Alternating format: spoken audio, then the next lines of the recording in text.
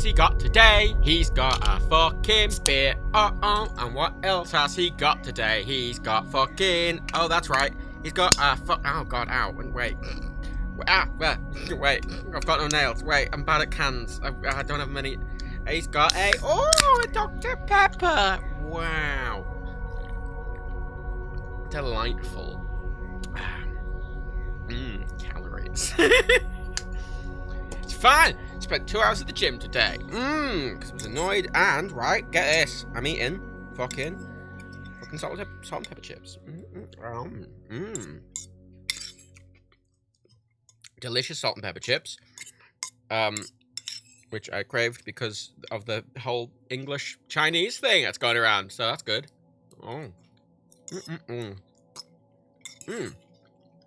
Made them myself. And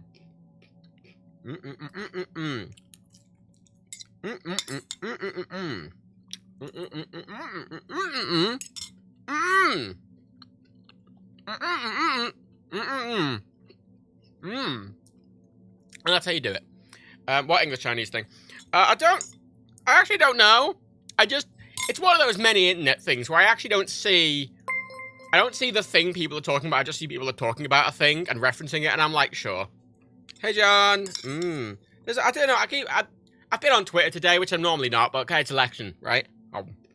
And people keep going on about apparently Americans are annoyed at British Chinese food. But, like, salt and pepper chips, man. Fuck me. Good shit. If you ever make Chinese, like, British Chinese food at home, or just general Chinese food at home, right? Top tip, right? MSG. That's the secret ingredient. It's not even a secret ingredient. That's the MSG. That's the answer. If you're like, oh, why doesn't it taste as good? You're missing MSG. That's the real answer. MSG, rad. Gets a lot of flack, MSG, because everyone's like, oh, it's a scary chemical. Salt, the same. Fuck, it's just... Oh, fucking... Mainly xenophobia, right? MSG, right? Salt makes it salty, right? That's the taste it implies. MSG makes something umami. Really, MSG should just be called umami. Because it's like, it's just umami seasoning. It's great, wonderful, 10 out of 10. Magic white powder, fucking MSG. Can't buy it in a normal shop. Gotta go to a Chinese supermarket to get it, usually. But fully recommend. It's great. I love it. I use it all the time. Especially in vegan cooking, if you're like, oh, I want this to be a little bit like umamier, because you normally get that kind of flavour for meat. Oh, a bit of MSG. Oh, bam, you know? Try to get Daniel to use it for ages, and he won't. Bless his little heart. Should buy him some as a present.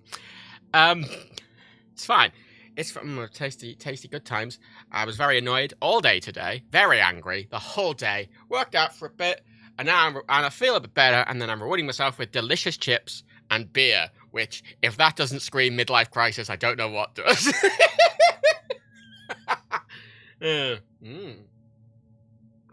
Desperado, the beer of wife beaters. Wow. I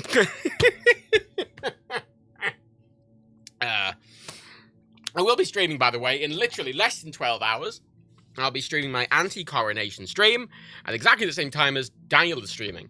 Daniel is streaming a coronation stream where he is commentating on the coronation, so it's like sarcastically, whereas I will be doing the opposite and going, fuck the coronation.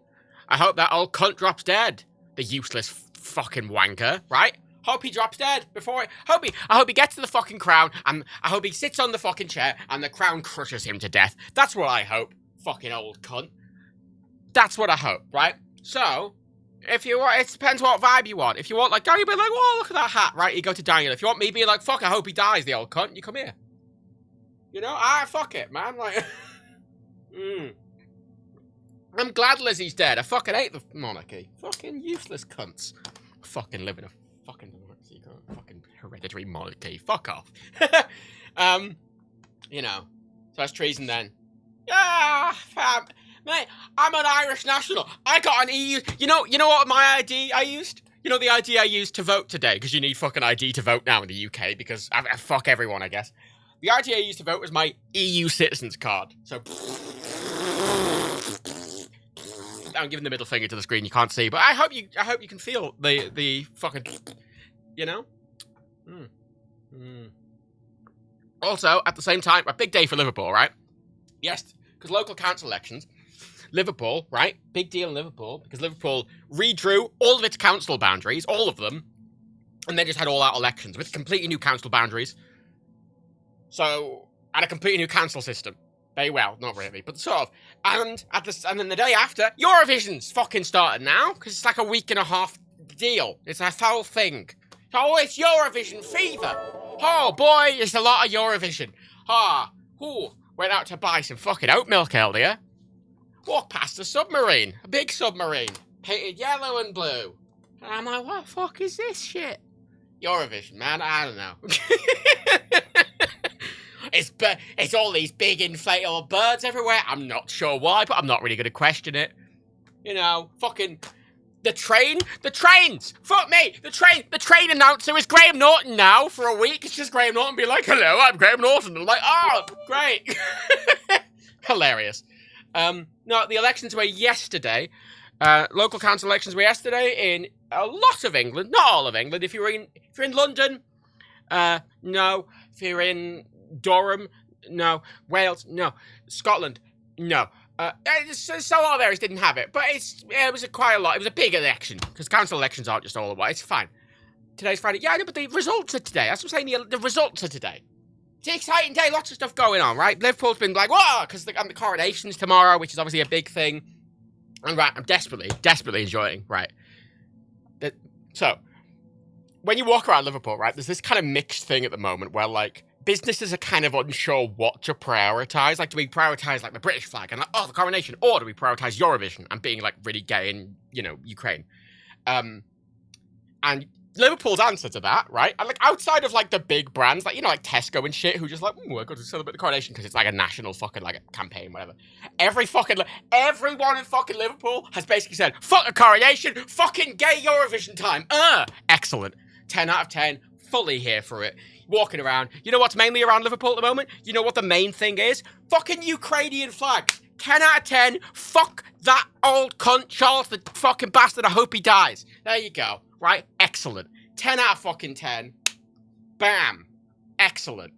Excellent. It's like, hey, we like music. And we like Ukraine. And we like Europe. Excellent. It's fully there. What? Camp? It's camp. Great. 10 out of 10. No fucking notes. Excellent. Excellent. You know? Excellent. Excellent. Oh yeah, the giant Redfall mural. That Redfall mural has been... Right, if John's still here, right, because I know John, I watched John's video of fucking Redfall, because and I've been having conversations about it, right? So it's going to be a little bit of a get stuff out of the way thing. It's just a side note here about Redfall. I spoke to many people about Redfall, right? Arcane's new game, Redfall, right? Which I remember seeing announced at E3, right? With a pre-rendered trailer, and I didn't know what it was. I knew it was about vampires and something. And that was it. And then I didn't hear anything about it until 2 days ago. And I kept asking people. I kept saying to people, do you know the new Bethesda Arcane game that's coming out? And they're like, there's a new Bethesda Arcane game coming out. Yeah, it's called Redfall. I'm like, oh, I've heard the name, but I don't know anything about it. Or you're like, oh, have you heard of Redfall? I'm like, yeah, is that like a Left 4 Dead kind of vampire thing? And I'm like, no, it's not. No, I didn't actually know what it was until a week ago. I'd never actually looked into it. I realised, I actually don't know what the fucking game is. Oh, bizarre. And then I went on the website, and the website didn't actually fucking tell me. It's like, oh, you're in the town of Redfall. Like, what does that mean? Ridiculous. And then, right, I walked past Liverpool Lime Street Station, on main train station, and across the road there was this huge poster, right, which I thought was a poster. Huge mural. And it's the box art for Redfall, right? It's like the vampire, and yeah, it's a vampire, right? And it's got the word Redfall above it. Right? And literally nothing else. It's just the word Redfall and a picture of a vampire with no other context. Fucking, oh, and what's great about it, right, is I've been walking past that and I'm like, wow, that's a waste of money because it's in a prime location and it doesn't actually say what the fuck it is, right? And then I found out today from Bethesda's fucking Twitter that it's not just a poster, it's fucking hand-painted. Some cunt spent fucking a day. The big team spent a day hand fucking painting it with spray paint. It's a mural. Must have cost them so much fucking money. And it doesn't say it's a game. It doesn't say what it is. It doesn't say where to get it. You know, they could have put the Xbox logo on it or something, you know, but it's just the word Redfall. It's just the word Redfall with no other context whatsoever, which is so fucking funny to me. Because, oh my god, how do you fuck up an ad campaign that badly? That is so funny. No, it doesn't even take it's just the word, it doesn't mean anything. So funny. It's not like Redfall, it's a video game, or like Redfall, it's on Xbox. Nothing, just the word Redfall. Hilarious. Fucking hilarious. And it launched, and the PR strategy has been a mess, and all of fucking everyone at fucking Microsoft and Xbox and fucking Bethesda is running around like a headless chicken, and then all the reviews are bad because apparently it's basically broken, and it's classic Microsoft, right? It's classic Microsoft being incredibly bureaucratic and having like 70 different teams on fucking 5 different companies, right? And then like having like, and no one's really talking to each other or knows what anyone else is doing, and it's just sort of guessing. So that's what happens. Microsoft, classic Microsoft, 10 out of fucking 10, excellent. No surprises there, right? Because PlayStation do this aggressive, like, we're really overly focused on one thing and we're really tight, right? Same like Apple do, they're very tight, focused. Nintendo kind of are a bit more broad, but generally quite focused. And Xbox, Microsoft are just like, what's over here? Microsoft, right? Microsoft. It's not an Xbox thing. It's a Microsoft, generally. It's Microsoft's workplace culture, really, in a nutshell. Fascinating. And that's an aside about Redfall, I just found very funny. Lot going on in Liverpool lately. Lot going on. It's great fun. It's good fun. It's good fun, baby cakes, but, right? Read you all of our election boundaries, right? And in the UK, they have introduced voter ID now. Thanks, fucking Tory government, you fucking sacks of shit. Fuck you, right? They introduced voter ID. Completely unnecessary. Like, we have to do it to stop voter fraud. There isn't any. There is no voter fraud. It's not even like America that were like, oh my god, dead people are voting. It's not even that, right? Like what was the... Hang on, and they get the figure. Let me actually get the figure. The figure that Private Eye you have in there. The last local elections, right? The last local elections, like the local council elections, there were 7 allegations of personation fraud at polling stations.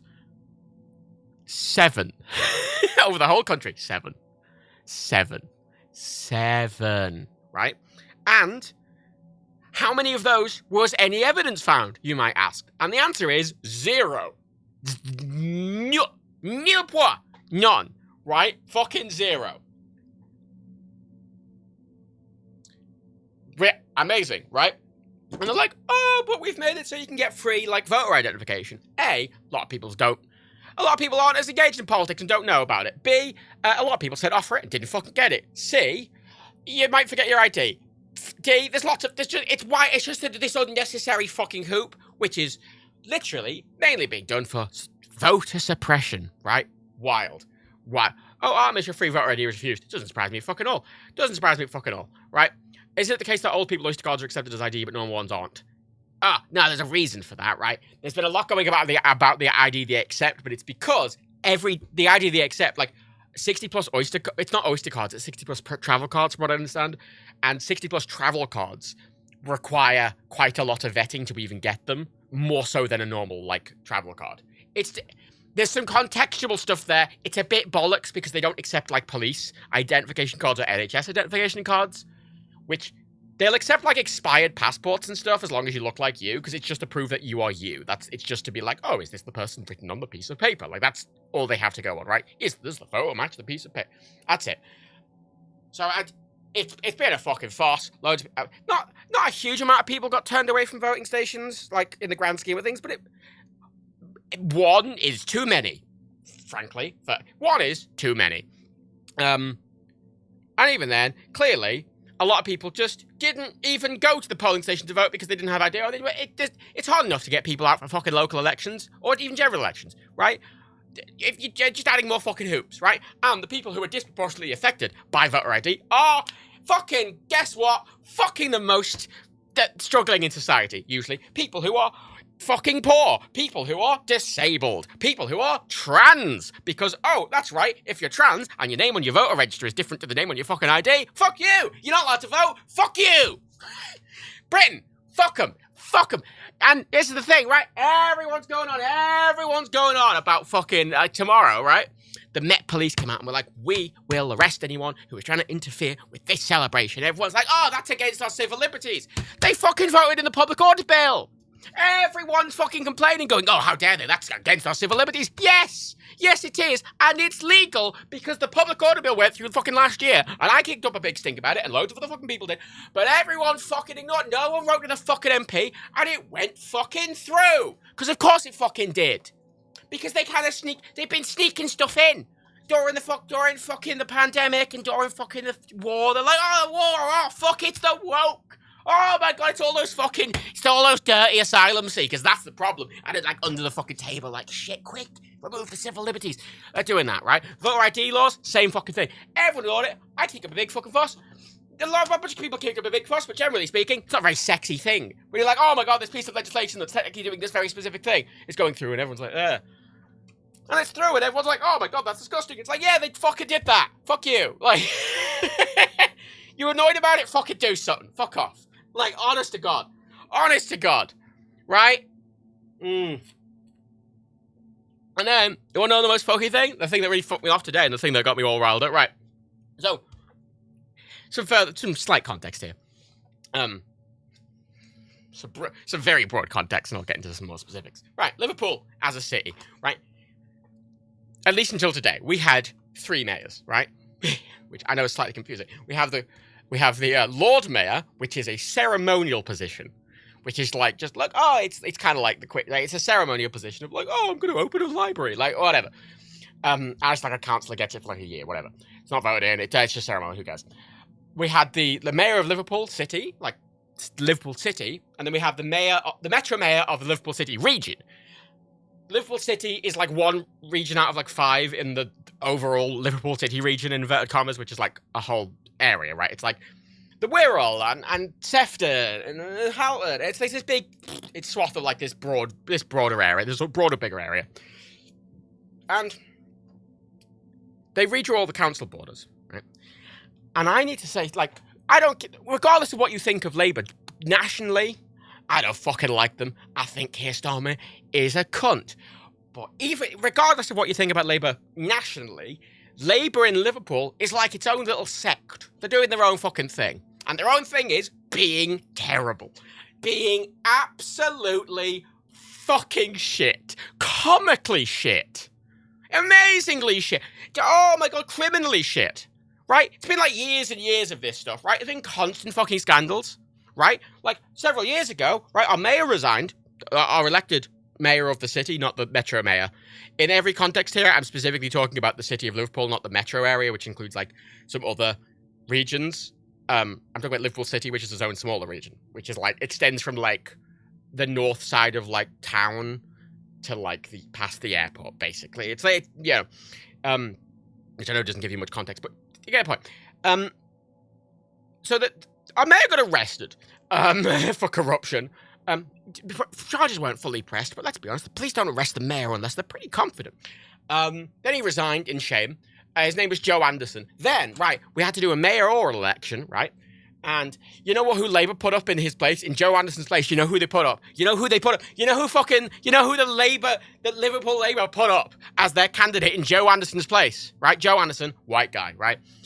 They put someone called, right? No shit, right? No fucking relation. Genuinely, no fucking relation. Fucking Joanne Anderson. Joe Anderson got arrested, and they put up as the new candidate, Joanne Anderson. Fucking hilarious. Completely no relation at all. She's a black woman. Fucking, no relation whatsoever. Hilarious, right? Just oh my god. Amazing.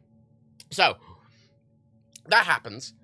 Because apparently there was loads of dirty money going away. And then, you know, when the energy bills went up, the Liverpool City Council kind of forgot to renew their energy contract properly, which cost the City Council £15 million, right? Oh, wow. £15 million. Also, Ewan, you say a joke go through the phone book, but Joanne Anderson had no political experience prior to them putting her up for election for some reason. Don't know where she appeared from. Not a Scooby. She won that fucking election, obviously, because you could fucking pin a Labour lorette to a fucking piece of wood in Liverpool, and it'd win, right? Safe seats are bad no matter what the party is, right? They just are. Because a healthy democracy has a bit, that's what a democracy is supposed to be. A safe seat isn't. Fuck them. It wasn't the name that meant they won. It was just a fucking stupid coincidence. But she still wins the election, right? And she wins the election on I'm going to get rid of the mayor, right? I'm going to get rid of the local city mayor thing, right? We're going to do a referendum on whether you should get rid of the local city mayor. Right? She did that. Then she came out and she went, okay, we're not going to do a referendum. We're going to do a public consultation, right? Which is different to a referendum in that they just kind of email people and ask. Like, I give you a survey.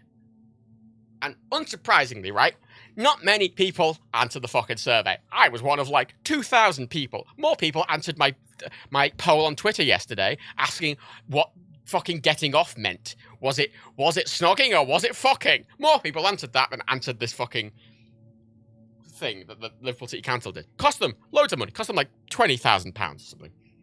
Or more, I think it was a bit more than that. It cost them a lot of money. And the results came back, and it was like 1% of the electorate, right? It was a tiny number of people who came back. But the votes came in, and there were three things you could vote for, right? You could either vote to keep the mayor, option A. Option B, you could vote to have an elected council leader, which functionally is the same as the mayor. Like, they fulfill the same kind of role, but instead of being elected by the electorate and the public, they're elected just by a majority of council, right?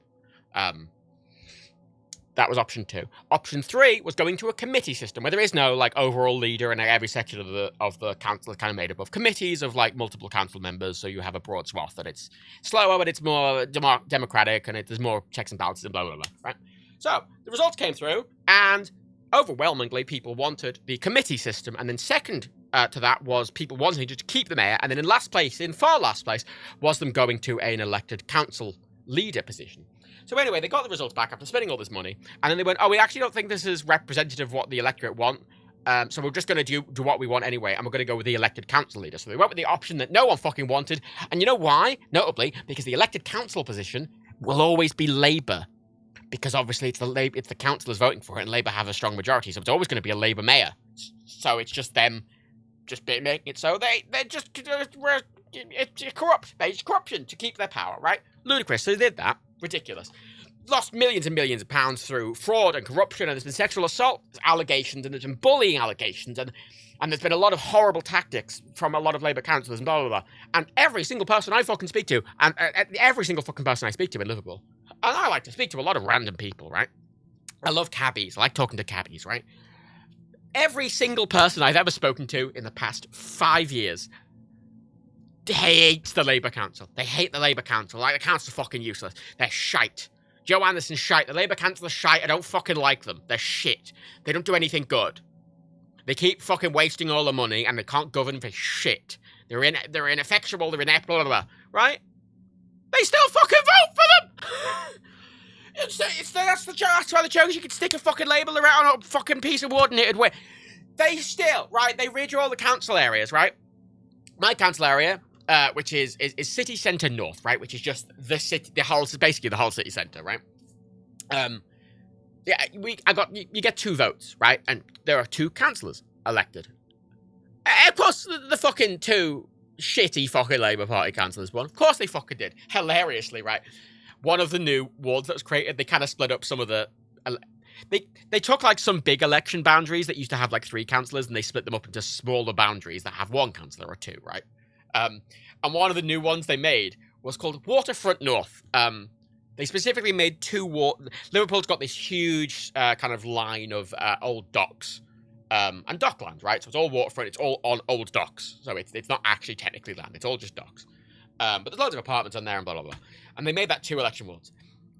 Waterfront North, right? Fucking get this shit, right? So City Centre North, my constituency, there are about 4,500 people in the electorate, and there were 1,551 votes. I'm not sure if that 4,600 figure is the electorate times 2, because everyone in the electorate gets 2 votes. I'm not entirely sure, but whatever. Even if we half that, whatever. Decent number, fine. Waterfront.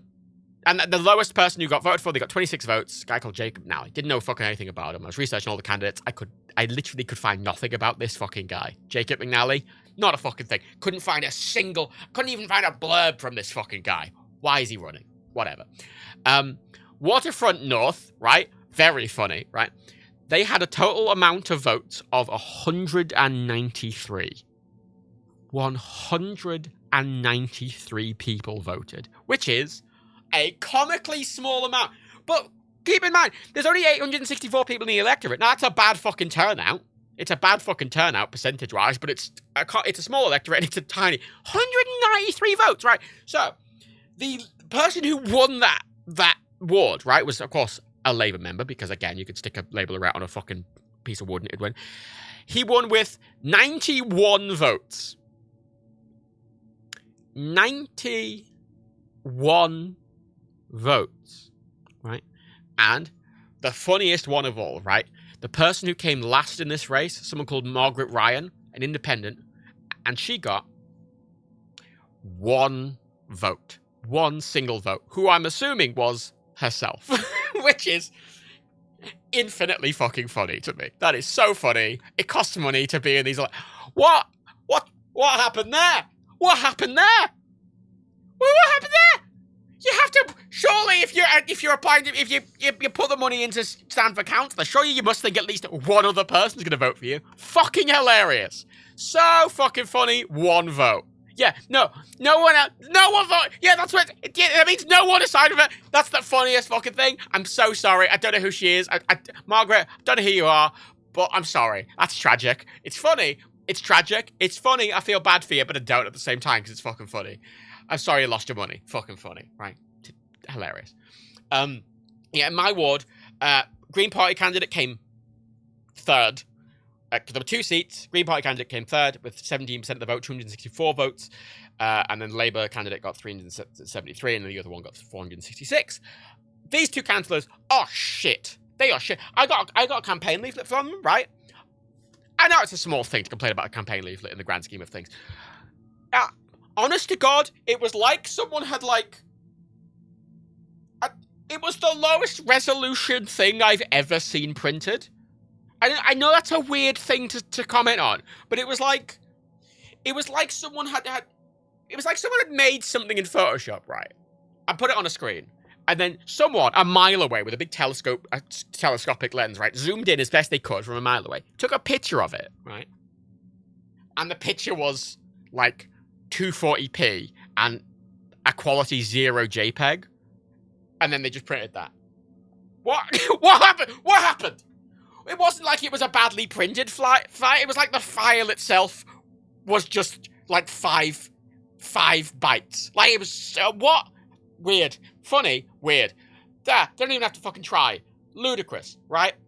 Now, funny thing about these election results, right? Let's be honest. Let's have a small, slight celebration. Now, I will just say, as a brief point about local elections, in that party matters a lot less in local elections.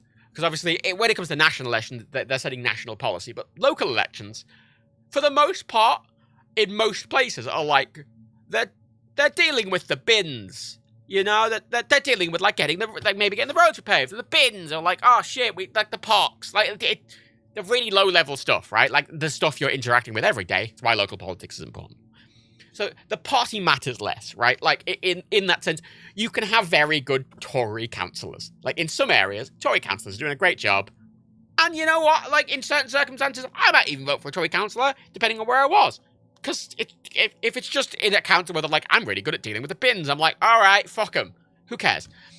In a place like Liverpool, it's a lot more impactful because, there's different councillors. You can have metropolitan boroughs, and you can have all these things, and they feed into bigger council systems, blah, blah, blah. Whatever. But regardless of that, it's enjoyable to see the Conservatives. Oh my God, they have been, I'm going to put this mildly, absolutely fucking just decimate. No, decimate, it's not strong enough because decimation in the Roman term just means like, oh, you lost 1/10 of your force, which is, it's actually quite underwhelming, whatever. They got absolutely fucking shafted, mate. Oh boy, they lost 1,000 councillors. 1,000! Fucking hilarious, mate. Fucking hilarious. Right, Labour gained 500. So Labour currently control the most councillors in the country. Now, the thing is, these elections, it doesn't matter how many they actually control, because they're just doing local politics, they don't have any sway nationally, but it's representative of the national attitude, right? The Conservatives got absolutely fucked.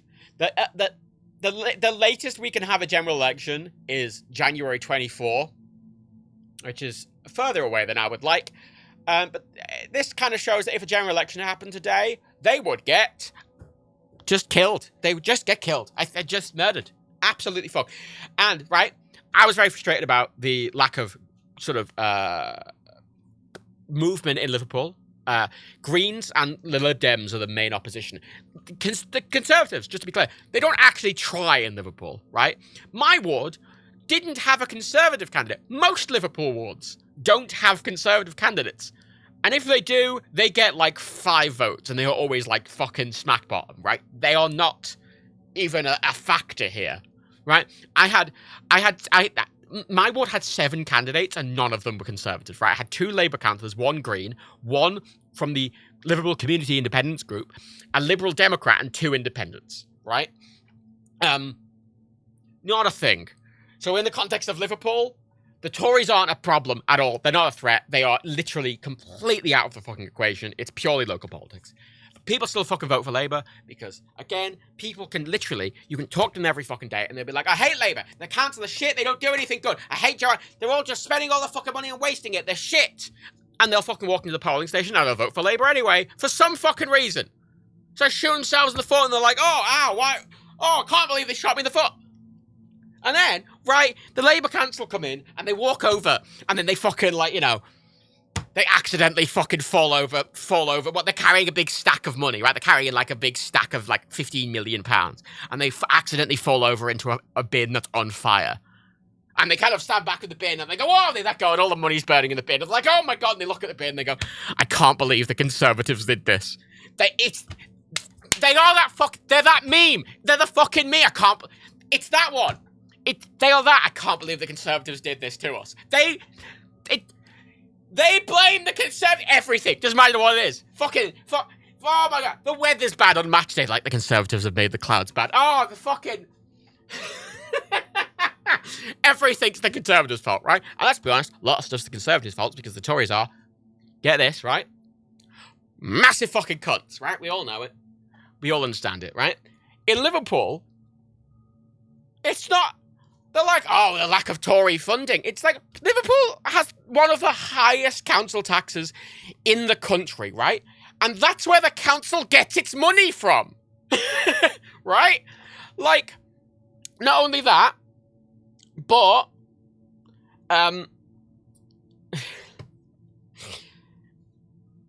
so what weird thing about Brexit, for example, is when you walk around Liverpool, one of the things you might notice quite quickly, it doesn't really even matter where you are.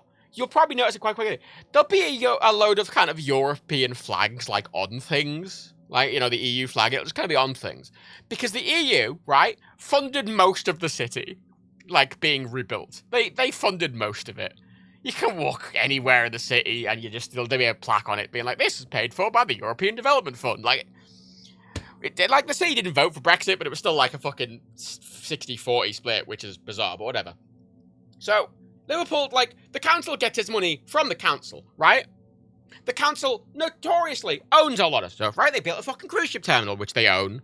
They own the rail network. We had the only publicly owned rail network in the country for a long time. Because Merseyrail is owned by the council. Always has been. They built the fucking arena. They built a fucking big arena exhibition centre. Publicly owned. And then fucking sold it. But every one of them has been marred by scandals. And they're like, I can't believe the Tories did this. And we're like, no! It's you fucking Labour cunts! You useless fucking Jobsworth safe seat cunts! Oh! You know that guy... I don't know if any of you have played Disco Elysium. Right? There's a character in Disco Elysium who is kind of epitome of this sort of stereotypical, like, almost an offensive stereotype of like a union leader. And he's an asshole, right? And he reminds me of a lot of the Labour councillors here. Because, oh my fucking God. It's Liverpool, right? So, H.R. Franklin, I love Liverpool, right? I have this is the weird thing, right? I fucking love Liverpool. When I moved over here when I was a kid, I moved over from Dublin. I came to Liverpool and went, oh my fucking God, I hate the accent. Why is it like this? And, you know, you fucking go into the city centre and you can just feel like, you can just smell Thatcher's piss on everything. Actually, no, you couldn't smell Thatcher's piss. You could smell Thatcher's cum, right? You're just walking around and you can feel that Thatcher's been there and, like, fucked it personally. And, you know, like, it was very crime-ridden, blah, blah, blah. There was a lot of poverty in the city, which, and poverty tends to lead to higher crime rates and because, you know, it's almost if you help support people, they won't commit crimes. Oh, wow, classic social care, whatever. But as I grew up, a lot of money got put into the city, and Liverpool won the European Capital of Culture, and like a huge amount of money got put into the city. And notably, throughout all of this, it's Liberal Democrats actually controlling the council, interestingly, but whatever. And it became this really, I think, very, very wonderful city to live in, right? I've had this kind of this internal discussion with myself a lot, because I still live in Liverpool. I live in the city centre in Liverpool, right? And I've had this thought going, oh, maybe I should move to the suburbs somewhere. I should move somewhere a bit cheaper. I should move to a different city because, you know, I work remotely, right? I have the luxury of being able to live wherever I want. Like, I mean, price is obviously a limitation, but, you know, on a practical basis, as long as I have a decent internet connection, I can live fucking anywhere, right? I like it here. I really like it here, right? Because for all its faults, and there are many of them, it's wonderful. Like because it's such a interesting, weird little city with so much fucking history, and it's a very cultured city, and there's so much art and music going on all the fucking time, and the architecture's so mixed and weird, and it's got some big grand buildings that you wouldn't ever see outside of like fucking London, because for a brief period it was like the British Empire's second capital because of the slave trade. We've got a Tate Gallery. We've got so many art galleries and museums. We've got a beautiful fucking library. There's the Maritime Museum, which has the National Slave Museum, which is Slavery Museum, which is harrowing and fascinating. And if you grew up in Liverpool, you went on a fucking school trip to the National Slavery Museum, and you came out thinking that the British were cunts. 10 out of 10. No notes. You know, we have this beautiful big Albert Dock that was renovated. It's got loads of nice restaurants, and it's very pretty, and all these nice walk-down things. I mean, it has good rail connections to the rest of the country, and it's reasonably affordable for the most part compared to other cities, and everything's in walking distance, and it's reasonably safe, and loads of stuff happens here. Loads of stuff happens here. One of the reasons I like living in the city centre so much is because there's just kind of always something going on. Like, you know, I mentioned earlier I went to get milk, and I just kind of accidentally ended up in the middle of a parade, and I'm like, what the fuck? And there's like a fucking submarine, like a Ukrainian painted submarine, like flying around, like all these people with these fucking fish, and I'm like, what the fuck? Wild, right? I love that kind of shit. I went for a meal the other month, and like as I'm getting up at the meal, I'm kind of as I'm leaving the restaurant, there's just a parade going down the road, and there's just lots of people breathing fire. There's a big metal dragon. I'm like, what the fuck is this? There's a guy in the front. There's a guy in the front dressed as a metal dragon, right? He's on a bicycle, but he's dressed as a metal dragon, and the metal dragon's a bicycle, and he's like playing like a drum machine. He's like, and he's like, it's breathing fire. And I'm like, what the fuck is this? What the fuck is this? I just can't. It's just there. You know, it's there, and I'm like, oh, that's fun. I like the novelty. I don't like. I quite like stuff just being a bit. You know, I remember because I've moved around Liverpool City Centre a few times. And one of the places I used to live, I remember going out one day and walking around the corner and going, oh, because I couldn't cross the road where I normally did, because all the road had been blocked off for a drifting race. And there's just these big fucking muscle cars going drifting around this big thing. And I'm like, oh, neat. And it's all just kind of, there's a weird thing in that I'm not really engaging with a lot of these things. Like, I'm not going like, oh my God, I'd love to see drifting. Like, I kind of went, oh, neat, and I walked away. But I find it so, legally blocked off. It was an official event. There is such a weird novelty to just always stuff going on, right? I always say, I really enjoy, I can feel, I'm very aware of the kind of heartbeat of a place. You know, I struggle being in the middle of nowhere because it feels quite dead. It's pretty, and it can be pretty and calm, and it can be quiet in the middle of nowhere, but I really like a certain level of life. Even if I'm not really engaging with it directly, I just like stuff going on around me.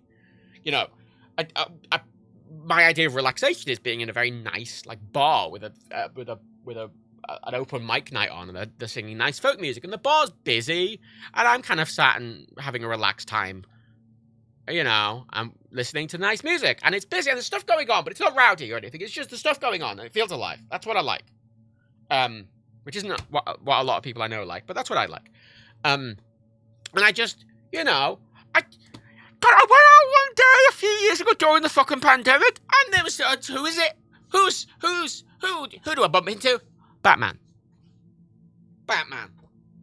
I don't mean like a guy, like, oh no, it's me, it's No, they were filming Batman. They were filming bits of the Batman. Like, walking down the road, and there's like a Gotham news truck. I'm like, what the fuck? It's like all these police horses, and they're all wearing like Gotham City Police, and Robert Pattinson's getting out of a fucking car, being like, Batman. I'm like, oh my fucking god, you know? Wandered over to the Liver Building one night, there's a fucking big helicopter going around, there's a guy dressed as Batman on the top of the Liver Building, like, doing his fake jumps off, and I'm like, oh, shit, rad, right? Cracking. I walk past Liverpool City Hall a lot. I do these nice loops around the city centre. Nice walk. And half the time I walk past Liverpool City Hall, there's like a big film crew there, and I'm not really sure what they're filming most of the time, but I like that they're doing something. It's quite novel. It's just, there's always something going on. It's a very fluid environment. I like there's always stuff going on. You know, Liverpool's obviously got its problems. But there's always kind of stuff going on. I always feel safe in the city. Now, granted, I am a white male, so obviously my opinion on safety is rather biased. Take that, all the other minorities. Take that, I have privilege. But yeah, you know what I mean. Like, which obviously skews the results. But I like it a lot here. And every other city I've been to, for whatever reason, I don't like something. Like, I like that Liverpool's next to the water, right? We're directly on the ocean, pretty much. Well, it's the Mersey estuary, but it's the ocean, right?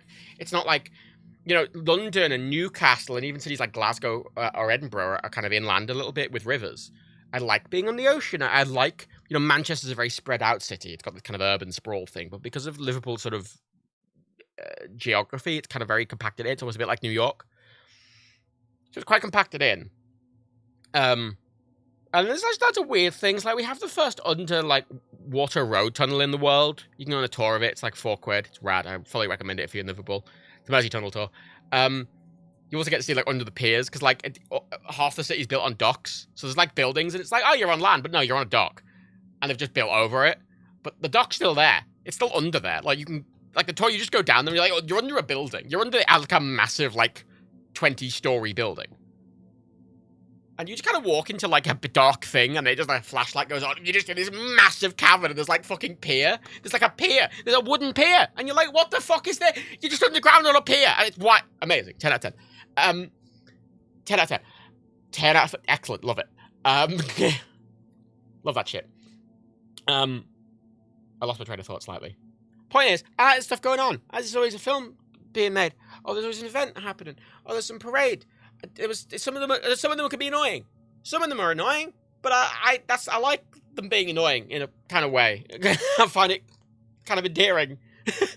I have this distinct memory. Oh god, when I first moved into the city centre, I lived near the cruise ship terminal, right? And I remember I moved in. I was lying there, and I'd been there for like a couple of weeks maybe. And I wake up one morning and I thought I was having a weird dream because I went,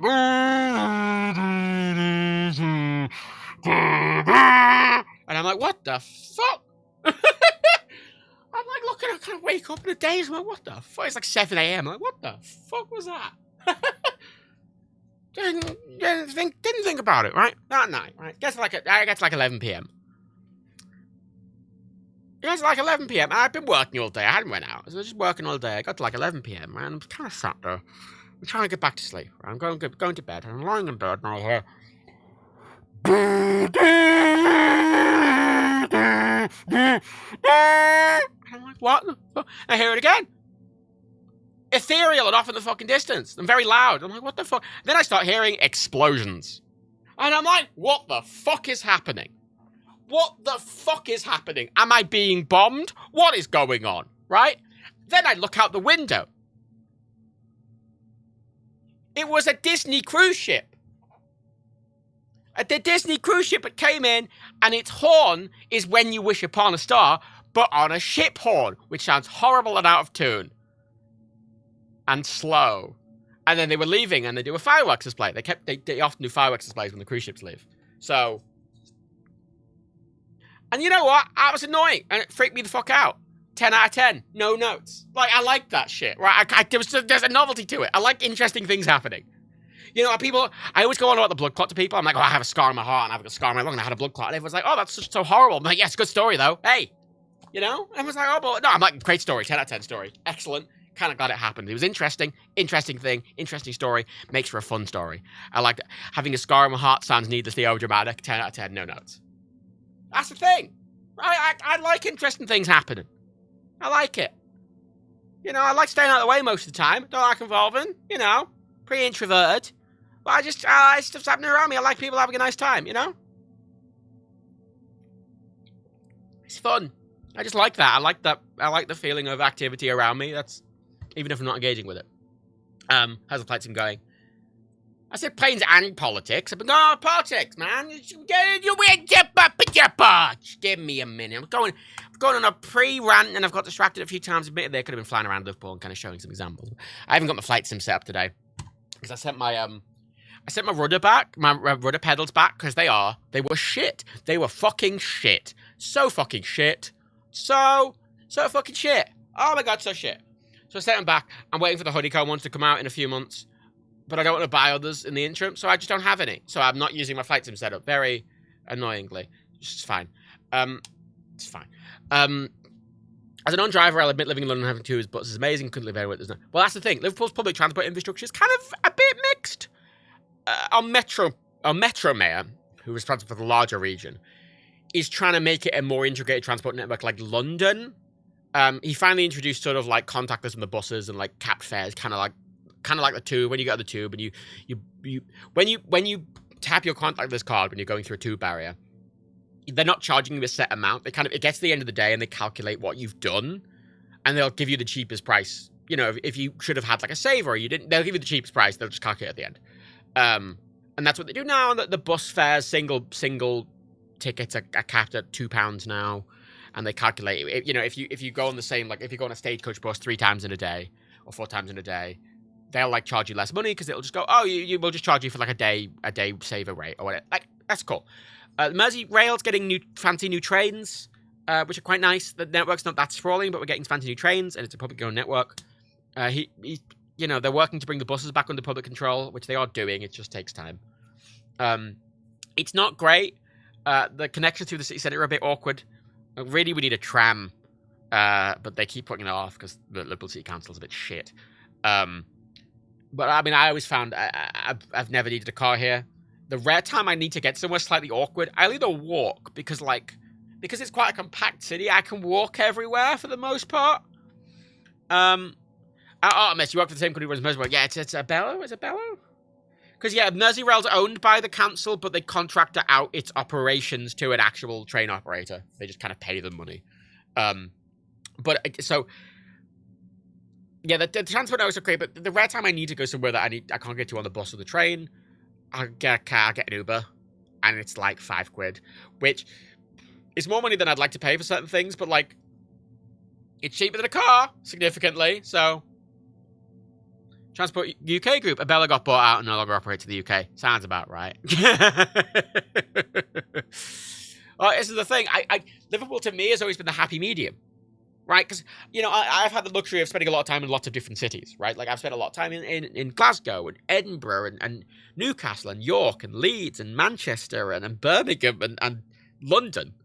And in all those cities, there's lots of bits I like about a lot of those cities, but, like, Liverpool has so much stuff. Liverpool has more stuff I care about. It has a lot more culture. It has a lot more museums and art galleries and stuff in a much smaller area than any of those cities. Like, it's just all there.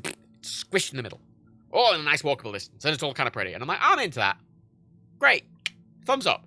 You know?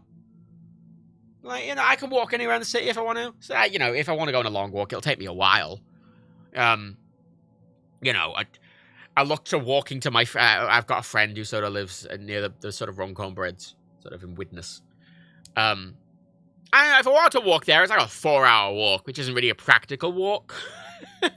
But for the most part, like, if I want to walk somewhere in the city, like, even the furthest kind of place in the city I kind of want to go is like an hour and a half at max. Which, again, is a long walk, I'd say. But, like, most places are within a 30-minute walk. Like, if you come to Liverpool and you stayed in the city centre, 95% of the things you'd want to see in the city centre, and there are a lot are within like a 20-minute walk. It's great. 10 out of 10. No nuts. The Odeon in the city centre, our Odeon cinema, I love that fucking Odeon cinema. It's great. Staff are lovely, right? Got a lot of nice cinemas. Got a lot of nice art guys. We've got the Blue Coat, which is one of the oldest buildings in the city, which is an art gallery and like art studio and stuff like that. We've got the Baltic Triangle, which has loads of art studios in. It's got these weird like art cafes. There's so many fucking vegan restaurants here. Oh my god, there are so many vegan restaurants. Oh my, so many vegan restaurants. Every city I go to, I go on my little app and I'm like, I go on Happy Count. I'm like, oh, what vegan restaurants are here? And there's like 3. You know, and fucking, you know, everyone's for a 3. And I get it, I want to go into Liverpool. I was like, how many is there? 70. And I'm like, oh. See, your food. If you like your food, if you like your restaurants, loads of them. Loads of them. So fucking many of them, man. Fuck me. We got the oldest Chinatown in Europe. That's novel.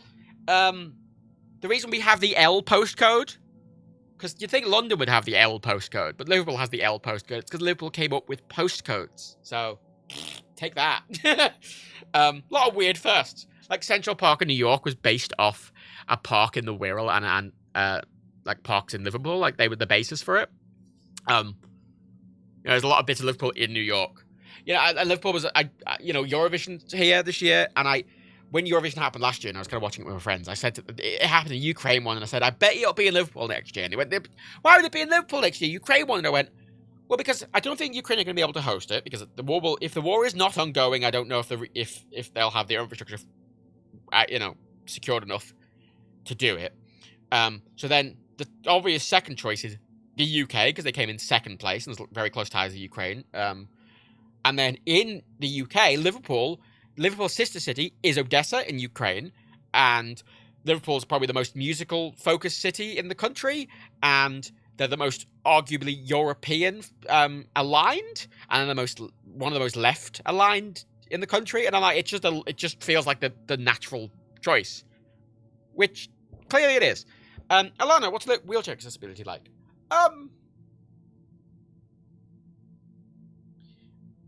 See, I'm trying to think, because obviously, I personally am not 100% on that. I mean, admittedly, I see people going about in wheelchairs all the fucking time, because almost all the city centre is pedestrianised.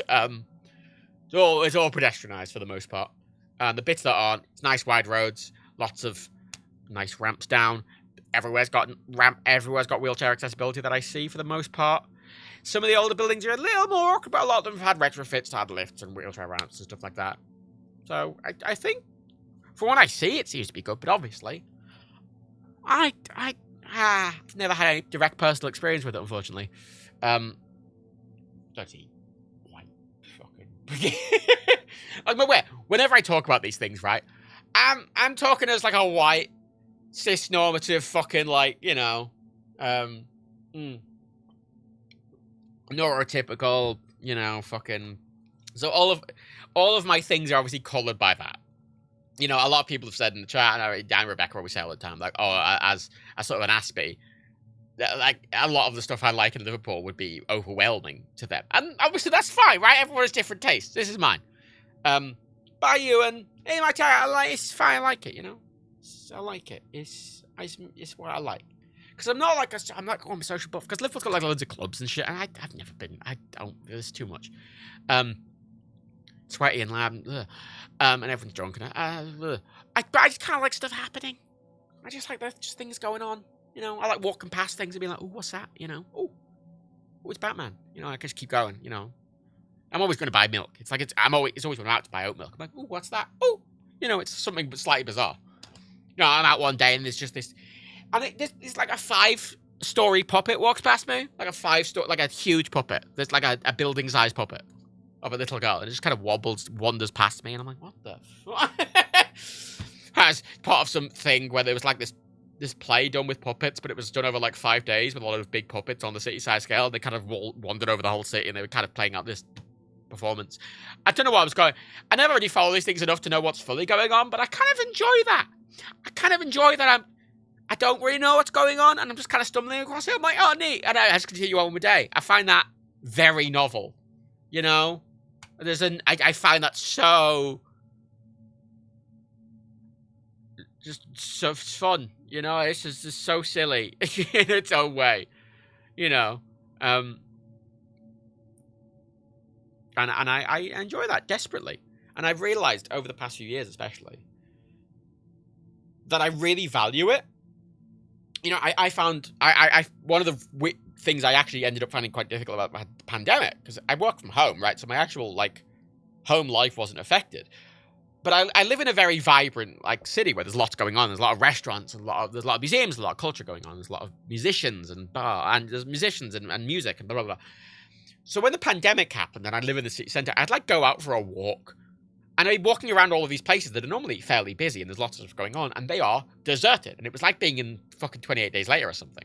And it was really fucking strange. There's some photos and videos I have that I think are still on my Instagram somewhere of that period of time. Like, I'm walking around at Liverpool 1 and like the Albert Dock, and there is no one else there. And it is this beautiful sunny day on like a beautiful sunny Saturday. And it is just literally just me there. And it was the strangest thing. And it's quite dead, and like where Danny and Rebecca live is kind of the middle of nowhere, and I find that really isolating. Even though I'm not really, again, engaging with everything directly, like, I like the just being stuff happening. You know, I've always been one of those people who kind of, there's two types of isolationists, right? There's those who like to literally isolate themselves away, and then there's people who like to hide in a crowd, and I'm very much the hide in a crowd type, you know? Anyway, I'm going to put on Flight Simulator. Kasim. I'm basically Ezio Auditore. Oh, please do not. He's a rapist. He's a rapist. Well, don't compare me to a rapist. Please, God. Don't compare me. Wait. I see what I've done there. You mean Ezio from Assassin's Creed, and I was thinking about the WWE wrestler who's a rapist. What's his name? Enzo! And his catchphrase was more. That's fine. Anyway, I'm flying the AN225, which all the profits of the purchase of in Flight Simulator go to Antonov to help rebuild the plane or build a new one. Correct? I'm taking off from Liverpool Airport. Because this is my local celebratory, like, I like Liverpool stream, and oh my god, the field of view is the highest thing in the world. Jeez. Oh.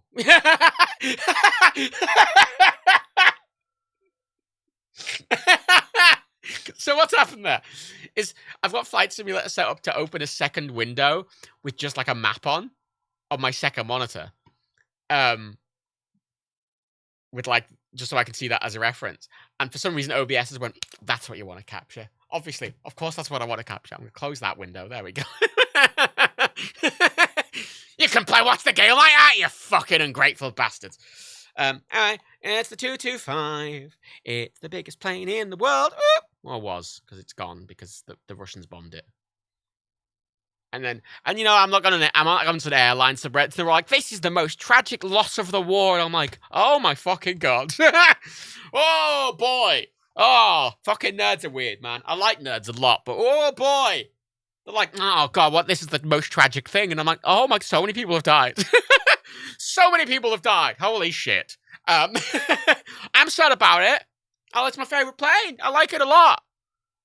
But there's a lot of people dying, man. Like, come on.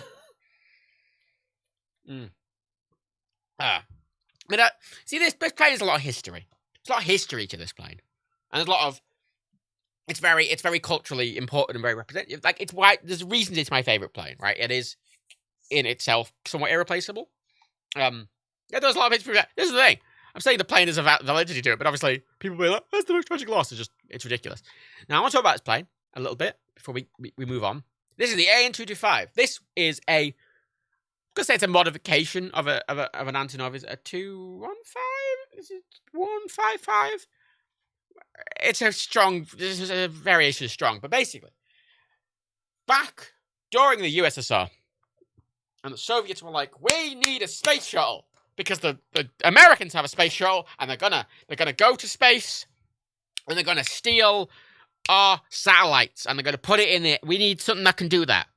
So the Russians stole loads of space shuttle documents, most of which were public. So they didn't really have to steal them. They just sort of got them. And that's why the Buran shuttle, the Soviet Buran shuttle, looks like the space shuttle, because they based a lot of the design off the space shuttle. Because why do work? You don't have to. And then what they did, right, is they went, okay, we've taken that base design. You know, they did all the wind tunnel testing. We'll just go with that base design. And then we'll make it even better. Because the Buran, and I've spoken about this in KSP quite a few times, right? Also, I'm going to mute the game. I spoke about this in KSP quite a few times. The Buran, cool thing, right? Way more reusable than the American space shuttle, because the Buran itself didn't have liquid engines. The space shuttle does. Every time the space shuttle landed, they were like, oh, we can reuse it. The space shuttle needed like fucking months of work every time it landed before it could take off again. The engine needed refurbishing every fucking time. It's a terrible program, the space shuttle program, as much as I enjoy the space shuttle. Awful fucking program. The Buran didn't have that problem because all the engines were in the booster. Now, what was cool about that, I'll get to that at Northern Arc. I'll actually get to that in a second, because one of the reasons I'm getting this, because I can show you the geography of it. So they got the space shuttle, and the cool thing about the Buran is say that the shuttle and the launch system were almost separate. So, like, if you ever watch a space shuttle launch, you have the big orange tank, you have the two solid rocket boosters on the side, and you have the space shuttle on the back, and that's a single thing. They all have to go together, right? Like, you can't separate anything out. The Buran, it had this big sort of tank with its own engines, and that tank had 4 smaller tanks on the side of it that kind of looked like the solid rocket boosters that the space shuttle had, but they were liquid tanks. And they had more boosters on them, and that was where all the thrust came from. So you could take the shuttle off and put something else on it, and it could still go off. It did, actually. They did actually launch it like that. But you put the shuttle on, so it was way more flexible than the space shuttle program. It was way more reusable than the space shuttle program. They designed it so the boosters, the initial test, they only did some initial test flights before the Soviet Union fell. But they planned it so those 4 boosters on the side, they would fall off, and they would have retractable wings, and the wings would go, and they kind of flap out the wings, and then they would all land on a runway. Amazing. Full reusability. Excellent. 10 out of 10. Amazing. And then the Buran space shuttle itself could go into space and do its shit, and then it could come back down. But they were planning a variant with actual jet engines in it, so it could just keep flying around. Because one of the problems with, at least the Soviets have, is when you're kind of putting stuff into orbit, the Americans, Cape Canaveral is very well placed, and they have a lot of that thing where, depending on the sort of latitude you're at, it's a bit more awkward to get into certain orbits, so you want that flexibility of it. Whatever. It's cool. Great thing. The Americans, when they build the space... I know this is a lot of preamble to explain this plane, but when the Americans are building the space shuttle, most of the parts of the space shuttle are ferried in by cargo ferries, right? That because it's a Cape Canaveral, they can ferry in cargo ferries down the Mississippi and blah, blah, blah, and bring it around, sort of... bring it around Florida, and they get most of their stuff there by ferry. So the big boosters come by ferry. The Soviets couldn't do that. They didn't have that ferry infrastructure. They weren't in the water. They went, oh, fuck, how do we move all of these fucking... How do we move the shuttle around? How do we move all of these... Because they were making all the components for the plane in different fucking places, and they can't... These components are huge. They're much bigger than the space shuttle components, these big boosters. And you can't put them on a train. They're huge. And I'm like, how the fuck do we move these around? Can't move them on a train, can't put them on a bus, what do we do? And they go, fuck, we have to make them by plane. And they look at all the planes they've got, and they go, fuck, none of these planes can do it.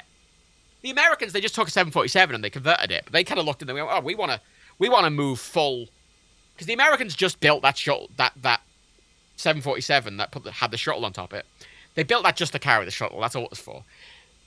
The Soviets went, fuck, we need a plane that can not only carry the shuttle, but also carry, like, boosters and payloads and, like, everything, right? We need a plane that can carry just any space pods. And they went, okay, the best thing we've got this Antonov plane, and it looked a lot like this. It had 4 engines, so the wings were shorter. You move those wings in. It had 4 engines and a standard-looking tail. And they got that, and they went, right, we're going to change all this around. They made it bigger, and they put more engines on it, and they made the tail split like this, because when you got a shuttle on top of it with its own tail and stuff like that, you need... if there was like a plane on top of it with its own tail, and you have a tail behind it, that tail won't be getting any airflow over it, so you won't have any control. So you have to put the tail to the side. So aerodynamics. They put these big things on top to mount the Buran to it, and then inside it, it's heavily reinforced inside, more so than a normal cargo plane, because they were like, oh, we need to carry full fucking, like, rockets. They want to put full rockets in there, right? So it can open from the front and the back. Amazing plane. And they just made it so big, because it literally... All it was designed to do, this plane, was to carry around spaceship parts and the space shuttle. The Buran space shuttle. Which, I love that, right? Because part of my problem with a lot of planes is most planes that are made, right? They're like, we've made this plane for one of two reasons. Either we've made it to kill things, or we've made it to support other planes that kill things, right? Boeing 707, the basis for every Boeing jet ever made, was made as a refueling plane and then converted into a civilian transport, right? Most planes that people like, oh, the fucking Blackbird or the fucking, the fucking Nighthawks, fucking F-35s, they're all military warplanes, right? They're all these planes that are meant to kill people, And I always liked this because the AN-225 was never designed it was never even designed tertiarily to kill people. It was just built to carry spaceship parts, to do spaceship shit. Right, maybe not all the spaceship shit was above board necessarily, but And yeah, a lot of landing gear because, big heavy payloads. So then, right, what happened? That's just the first bit, right? Soviet Union falls. Right, the Buran has one test flight, right? It has one test flight where it goes into space and it comes back and it lands on a runway. Now, to be clear, that entire test flight, Buran, no one was on it. Autopilot, went to space, came back, fucking landed itself on a runway. Fuck off, Elon Musk, you little pissy little bitch. Fucking the Russians were doing it in the 80s. You fucking cunt. Right? Buran was the ultimate fucking reusable plane, spaceship. If it came a few years earlier or whatever, it's one of those many lost things. Those bits of technology you're like, oh my god, think of what could have been, right? That's why I love Buran. Soviet Union fell, right? Soviet space program fell into a series of disrepair, as did the Soviet Union, right? Then all the states of the Soviet Union split. Now, the Buran space shuttles, they sat in a warehouse for years and years, and then, I want to say, 10 years ago, the warehouse, the big hangar they were in, which people were kind of going to see them in a hangar, but it wasn't like a museum, right? It was just kind of a hangar that was just kind of sat there with them in, half done. The whole building collapsed. It killed people and it destroyed the Buran. But it destroyed both of them. There's one Buran left. It's a glider mock-up, kind of like the Space Shuttle Enterprise, which is on the USS... Oh, it's the aircraft carrier in New York, in Manhattan. The USS, the Enterprise, the Space Shuttle Enterprise, which was named after the Starship Enterprise from Star Trek, 10 out of 10, was made for glide tests. It was never supposed to go into space. It was purely, they put it on the back of a plane, see if it glided, right? USS Intrepid. Thank you, Timotan. So, that's on the Intrepid. So the only Buran that seems to exist now is one that was built for glide testing. That's in a museum in Germany. The Museum Technik, it's near Stuttgart. I want to go there desperately because not only do they have a Buran, but also on the roof they have a Concorde, and in front of the Concorde they have a Tupolev 144, which is the Soviet Concorde, and they are both on fucking stilts in takeoff positions, and you can get on both of them, and you can sit in the Concorde and look out the window, and you can see the Antonov in front of you taking off. That's the most insane. I desperately want to go there. Anyway, so that's what happened to the Burans, right? But Antonov is a Ukrainian company. Antonov is a Ukrainian aircraft manufacturer, right? And obviously in the Soviet Union it was all one block, but when the Soviet Union split, Antonov suddenly was a Ukrainian independent company. And Ukraine obviously had a lot of history, and Ukraine had a lot of Soviet nukes at the time, and there's this infamous story about they politely gave them all to Russia because they didn't want them, and lots of historians and kind of modern war history buffs are like, oh, if only they kept those nukes, then they wouldn't have got invaded, and blah, blah, blah, blah. Gross. Whatever. Nuke. Gross. Anyway, so suddenly Antonov had this big plane, and it was a government owned to a certain degree. And they went, fuck, what do we do with this plane? It's built to fucking carry it. It's built to carry fucking rocket parts. We're not carrying fucking rocket parts. No one needs a plane this fucking big, right? Because if you're transporting anything that big, it's very rare you need to transport anything that big that you can't either put on a ferry or a barge or ship by rail. Because all those methods would be cheaper, much cheaper, than flying it, right? So they went, well, what do we fucking do with this plane? But there was this niche. There's this niche that started to develop. Suddenly they went, oh, well, this is the only plane in the world that can do certain things. Like, it can carry wind turbine blades. Huge ones. And that's a very niche market, granted. But this was the only plane in the world that could do it. So it might be niche, but there's only one plane that does it. So it was able to get enough business to keep fucking going, right? Sick. I saw this plane in real life. I saw it at Dublin Airport. At the same time, I saw Air Force One, which, good fun. Yeah. So then they started using this for humanitarian projects. So suddenly this plane that was built to carry my favorite spaceship and was built to just help manufacture rockets, like space rockets. Not, like, it was never built for military purposes. It was never built to carry, like, ICBMs or anything. It was built to carry, manned rockets. Granted, when we talk about NASA or we talk about the Soviet space program, obviously, those programs were intermixed with the militaries in those countries. NASA infamously, there are several space shuttle missions which are still classified, where the space shuttle went up with a mystery blacked out payload, and then the shuttle team came down like 2 weeks later and didn't say what they did or why. Classic America, and obviously the Russians were doing that as well. But, in the grand scheme of things, this plane was doing a lot of good. And then they took it and they went, we're going to make it do mainly humanitarian work. And suddenly starts doing all of this really cool work that no other plane can do. It's transporting these huge things that nothing else can do. And it's filling this weird little niche to carry huge oversized cargo. During the pandemic, it was delivering loads of medical supplies because it can just deliver so many at once. And it's an amazing plane, And the fact is, there was one of them. The Soviets built one. Antonov built one single plane back in the 80s. And then the Ukrainians have just been using this one single plane for decades, doing like humanitarian work and moving this oversized cargo and doing things nothing else could do. And it's this wonderful thing of engineering, the fact that it was flying for 40 years. Testament to its design. Wonderful plane, right?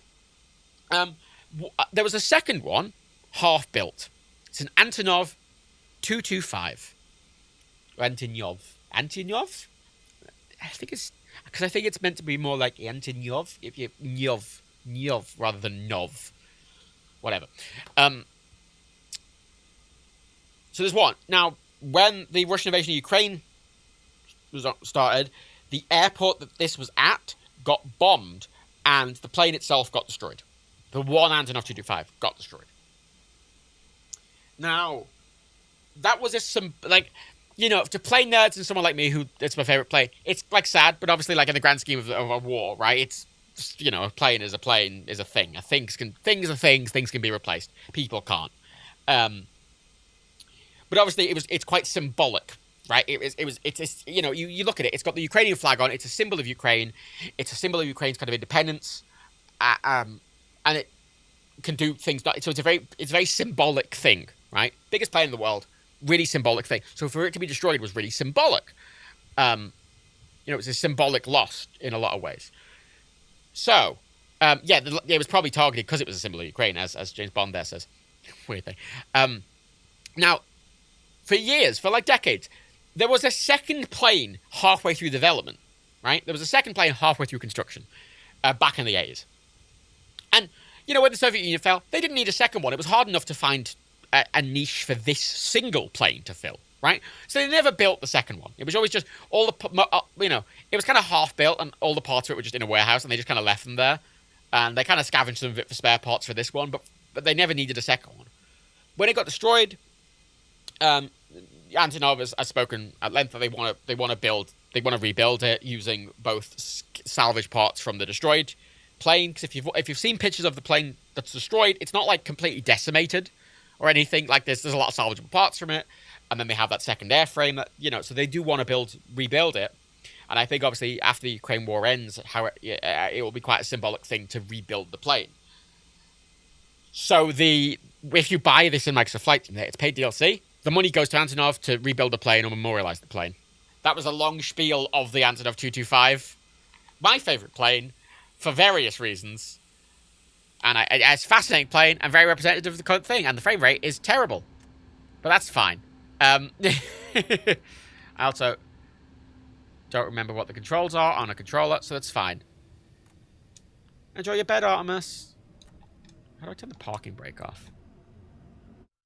I can't remember what the controls are on a controller. Yeah, something like there's things like stuff can be salvaged from the plane.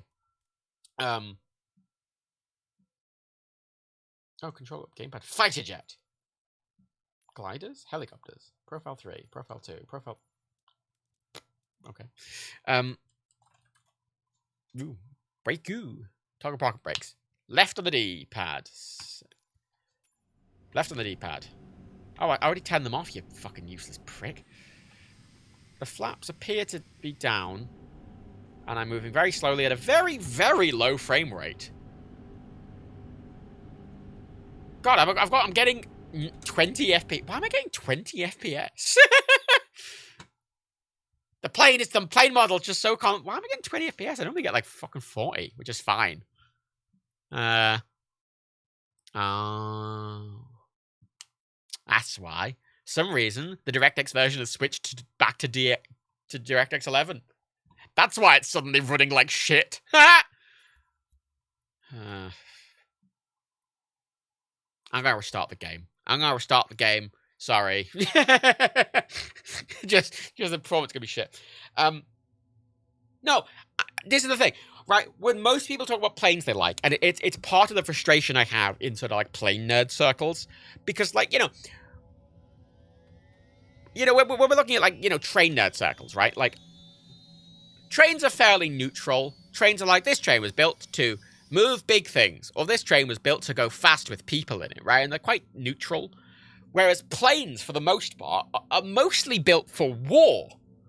Most of the airline industry has come from war, right? The reason we have the airline industry we do is because of World War II, right? And that so many airstrips got built during World War II, and the Americans had these big, long-range bombers and transports that they were able to sort of retrofit into passenger planes after the war.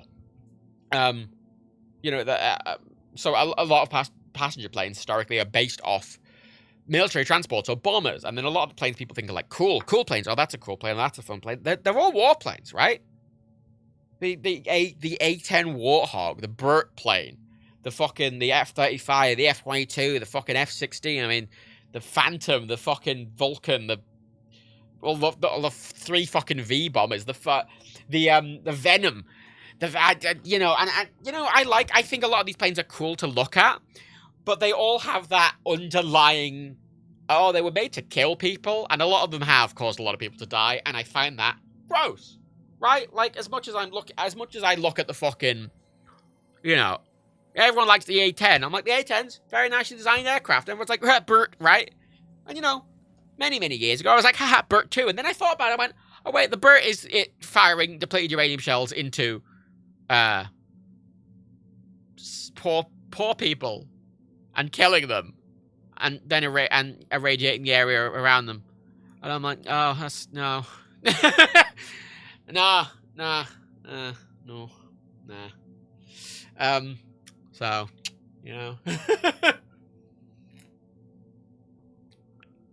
So, and it's quite hard to find a kind of plane which isn't stooped in military. I mean, even the AN-225 is obviously stooped to military. The Russian space program was obviously heavily tied to the Russian military, and the I'm going to double check the name of it because it was based off AN. Because Antonov has a load of the obviously smaller variant it's based on. AN-124. That was it. The AN-124. Which looks very similar. It looks like a small version of it. And obviously, they were designed by the Russians to mainly, for often military transport, right? Like, they're all stooped in it. But out of every plane that I think exists, the AN-225 is one of the purest, and I think has the best redemption arc. Right? It's got one of the best redemption arcs. It's a plane that was in its main thing was built purely to move spaceship parts around, and it's my favorite spaceship, my favorite real spacecraft, the Buran Energia. The Energia being the booster, the Buran being the space plane, because they were separate. Wasn't like the space shuttle where all one system, 2 separate systems, clump together, take off together, separate them apart. You could take the fucking, there's a really weird photo of the Energia kind of launch system with a payload strapped to the back of it, and it looks so weird. It looks so silly. It's almost got this like weird little black rocket strapped to the side of it, which is like another payload. And you're looking at it going, how is that fly? It looks weirdly Kerbal, but like It looks very Kerbal and weirdly asymmetrical. And you're like, how does that fly? It does. Because they were like, what if we put 7 billion engines at the bottom? I'm like, all right. But anyway, yeah, so, like, yeah, there were war trains, Mr. Greg, but you know what I mean. Like, most trains that are built for civilian use. Most planes that have historically been built have been built for military use, and then, like, have been slightly adapted for civilian use. And, when most people, when you ask a trainer, what's your favorite train? They're going to name a civilian train, right? For the most part, they're going to be like, oh, my favorite train is the HST, or my favorite train is the inner city, or whatever the fuck, right? Like, mine is the Shinkansen Model 1. Like, I'm not trained. But when you ask a plane person, like, what their favorite plane is, a lot of them will give you a fighter jet or a warplane, or and some of them will give you, you'll get your 747s in there, you'll get your 78s, you'll get your kind of civilian airliners in there, and they have a certain purity to them. Like the A300's a bit purer than the 707. The 707, I say, was made as a refueling tanker for the US military, and then Boeing went, hey, we could make a civilian plane out of this. Whereas the A300 was designed from the ground up as a civilian plane, which is why it's actually nicer to fly in. Yeah, but like you kind of get what I'm saying. Like, it's all vague and blah blah blah, but I think the AN225 has one of the most interesting histories and stories, and it's got such a long storied history, and it's got this big redemption arc, and I love it. And it's a fascinating, and I think it's beautiful in its weird, huge way. Big fan of it. Big fan. What about the Beluga? Well, the Belugas are effectively just, I don't actually, are they A320? They're not, because there was Beluga XLs and there's Beluga, I think the original Belugas are A320s. A320s, they've lowered the cockpit and they just put this big thing, they just put this huge thing on the back to carry these fuselage sections. I'm not a huge fan of the Belugas, they look weird. I mean, they're kind of neat.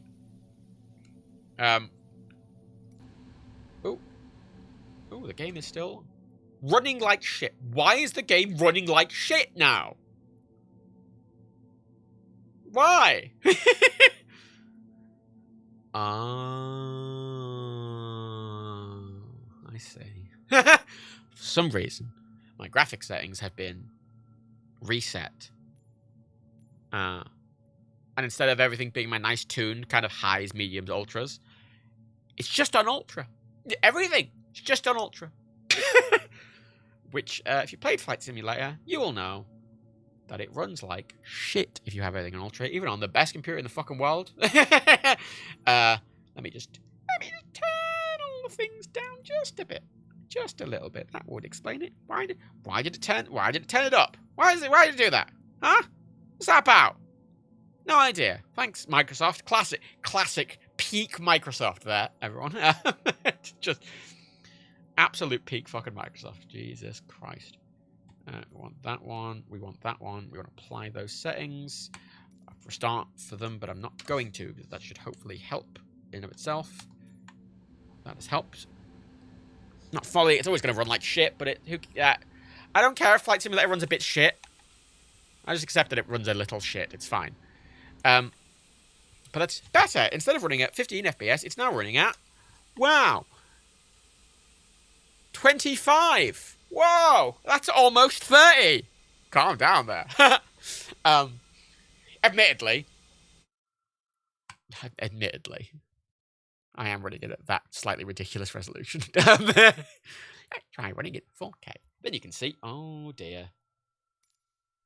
Oh, that's interesting. Oh, it's in full screen, that's why. Oh, where's your windowed border list, you cunt? You know what's fun? Because of the way it's capturing. You're seeing it. The way you're seeing that looks completely normal to you. Right? Because I've just got 16:9 4K. Right? That's what I've set it to. So for you, it's displaying completely normally. On my display, it's stretching it. To fill the ultra wide. That's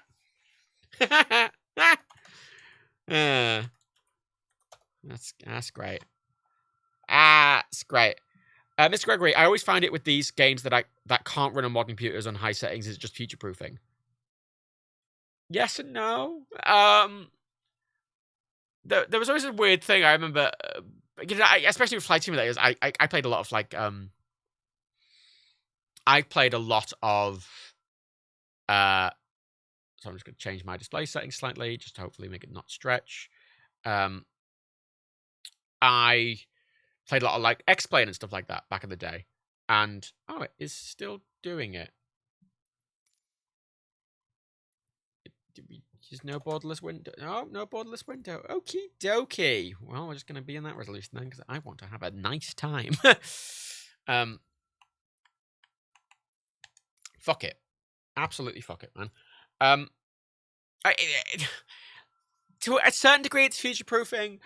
To another degree, they're kind of so complex that I kind of like a game that goes, hey, you can make everything past the point your computer can do it at. Because at some point, you will be able to do it.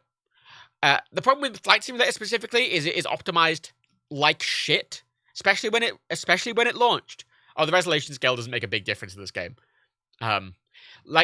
Especially on a 3090, the resolution you run a game at doesn't actually impact the frame rate very much. You'd be surprised at things that actually impact the frame rate, especially in this game. That's a lot better. That's a lot better. Ooh, 25, that'll do. 25 will do. So this game, infamously, when it launched, and it still has a problem, when it launched, it used one single core. One core. Well, that's all, one CPU core, right? If I look at my settings now, it's not running very well, currently. It's only getting, I'm only getting 20 FPS, but it's only using it's using 45% of my GPU and 30% of my CPU.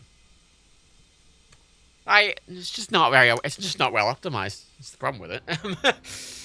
Right. With mouse over there. Actually, that's the problem with it. It's not a case of it's one of the problems with Jedi, for the new Jedi Star Wars game, I mean, that you see on... Why am I so far forward on the runway?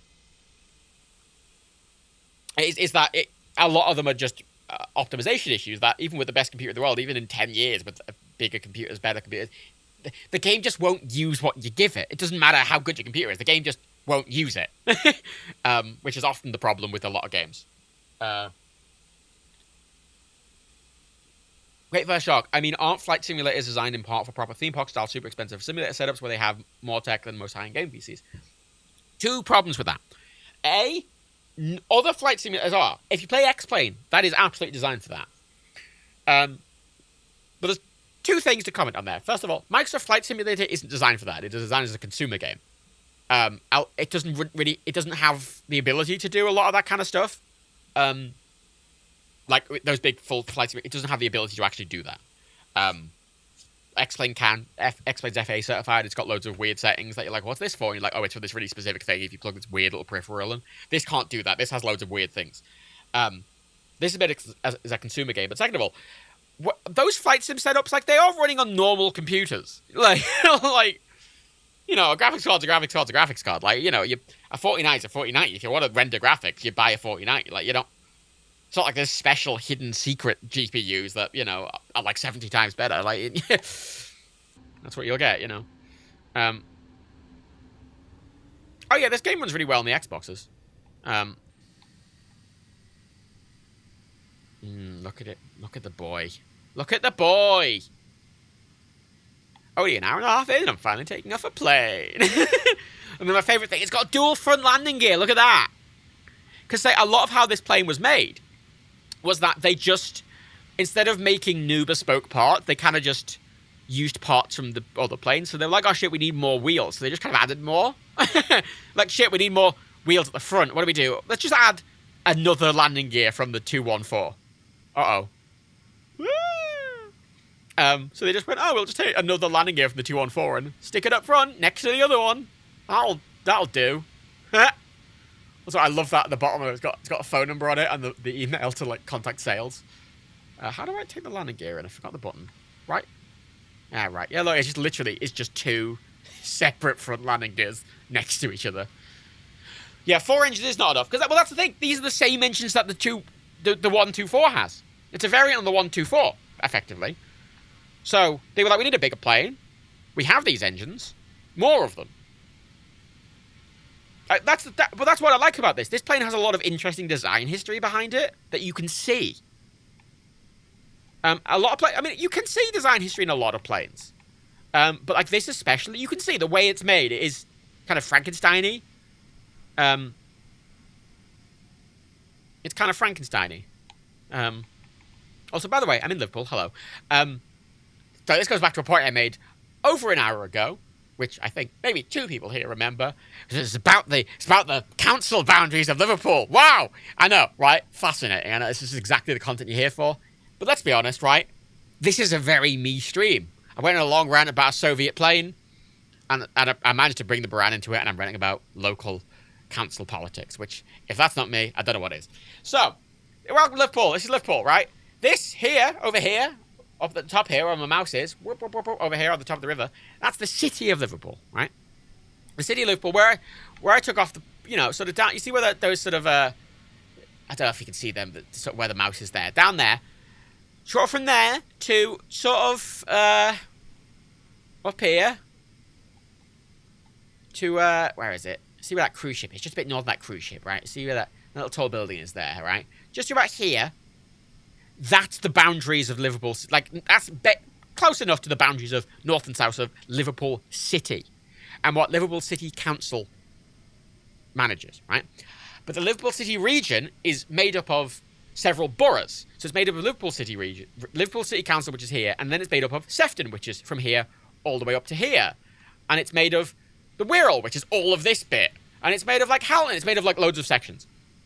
And the Metro Mayor got introduced to help, like, have a single person to, like, manage, because there's stuff that you want to manage across the city, like, the integrated transport network, and there's issues that are obviously the whole region that you want active single management for. So the Metro Mayor got introduced. But then we just had a weird city mayor, which we don't have anymore. They've got rid of it finally and went for the elected council position, which, as I say, is basically the same thing, but whatever. And then we have the Lord Mayor, which is a ceremonial position that most towns have. Most towns in England will have a Lord Mayor, and it's just a purely ceremonial position. You wear a weird robe, and you turn up, and you're like, I open this park, and everyone goes, wow. Yeah, it's kind of not really that important, really. But, ooh, I'm surprised by how, I've never flown this in a video game before, and I'm surprised by how well it flies. Oh! Admittedly, it was designed to carry a lot of cargo, so the fact it's quite lean without it is not surprising. I'm going to show you Liverpool. I'm going to show you where Eurovision is. So, look, right? First of all, right? Let's just appreciate something. So see this big park here. This big park. It's Sefton Park. It's my favourite park in the world, right? If you ever look at my Instagram, there's like pictures of parks there and like nice trees and stuff like that. They're all from Sefton Park. I love Sefton Park. I go there all the fucking time, right? Sefton Park, unsurprisingly, has a Green Party councillor. As does this area. This entire area has a Green Party councillor. Notably, active pause. Previously, this sort of from the north, from this kind of eastern boundary of the park, all the way sort of along this road here, down here, sort of cut off point here, and then all the way along and down and sort of up this road. All that was one single council region, right? One single thing. In the new makeup of Liverpool, that's 3. Now, Sefton Park's 1 on its own. This kind of big block of houses 1 on its own, and then this, where all these weird little tree bits and park bits, is another one of its own. And here's the fun bit, right? Previously, it was a Green Council controlled area, right? When they did the thing, Sefton Park, Green Councillor won it, right? Egbert here, Green Councillor won it, right? This is Greenbank. No, that's not Greenbank. Sorry, Greenbank's over there. This is Festival Gardens, right? I don't know if that's what the ward's called, but whatever. Festival Gardens area. The Green Councillor lost to the Labour Councillor by literally 1 single vote. 1 single vote. Every fucking election, right? People who are like, oh, my vote doesn't count. First of all, that's fucking bullshit, and you should feel bad about that. You should. Sorry, your vote fucking does matter.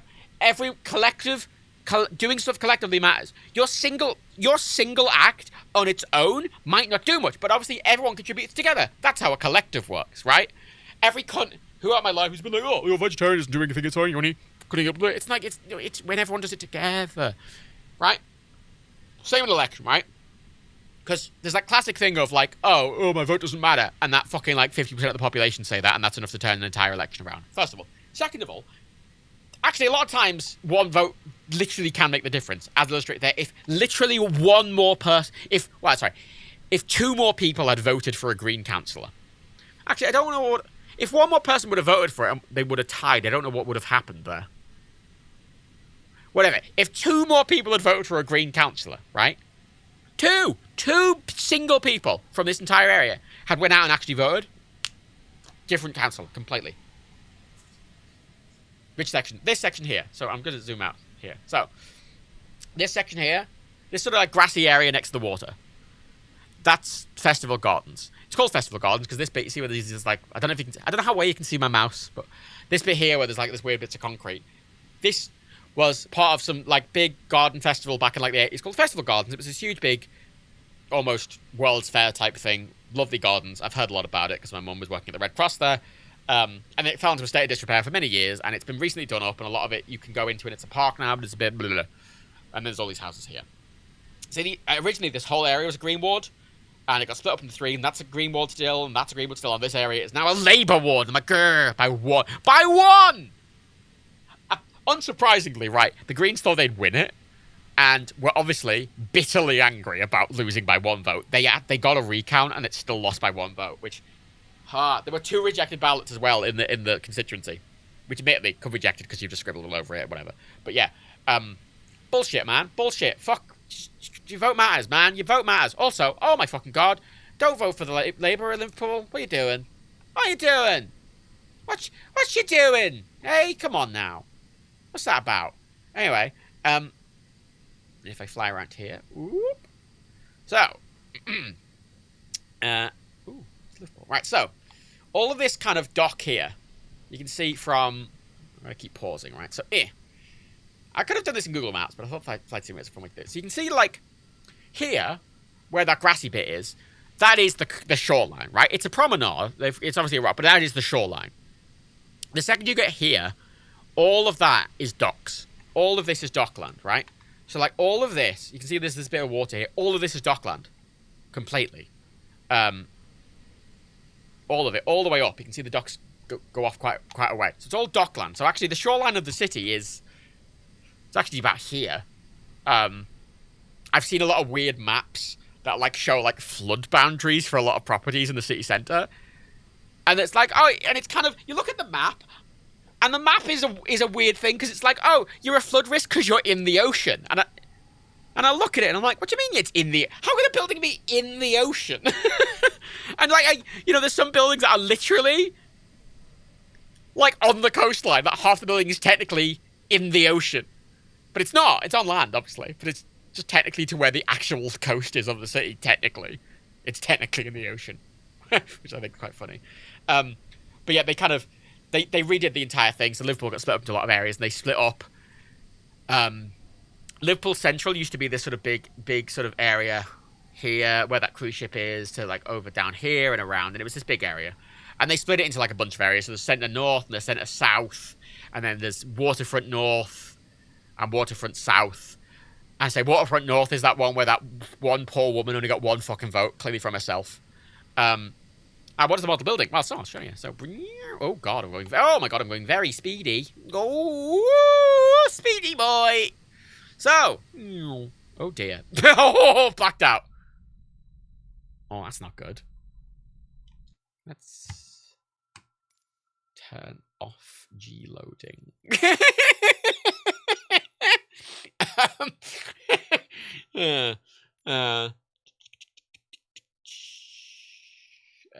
What's that under?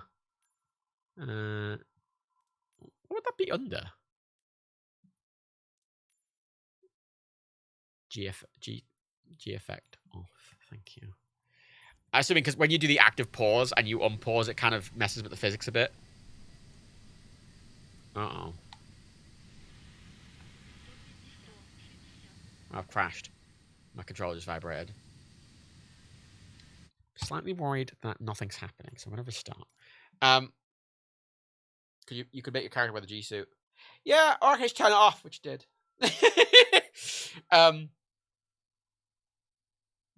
No, yeah. Oh, why would you stand in a council election if you don't know if at least another person's gonna? Oh no,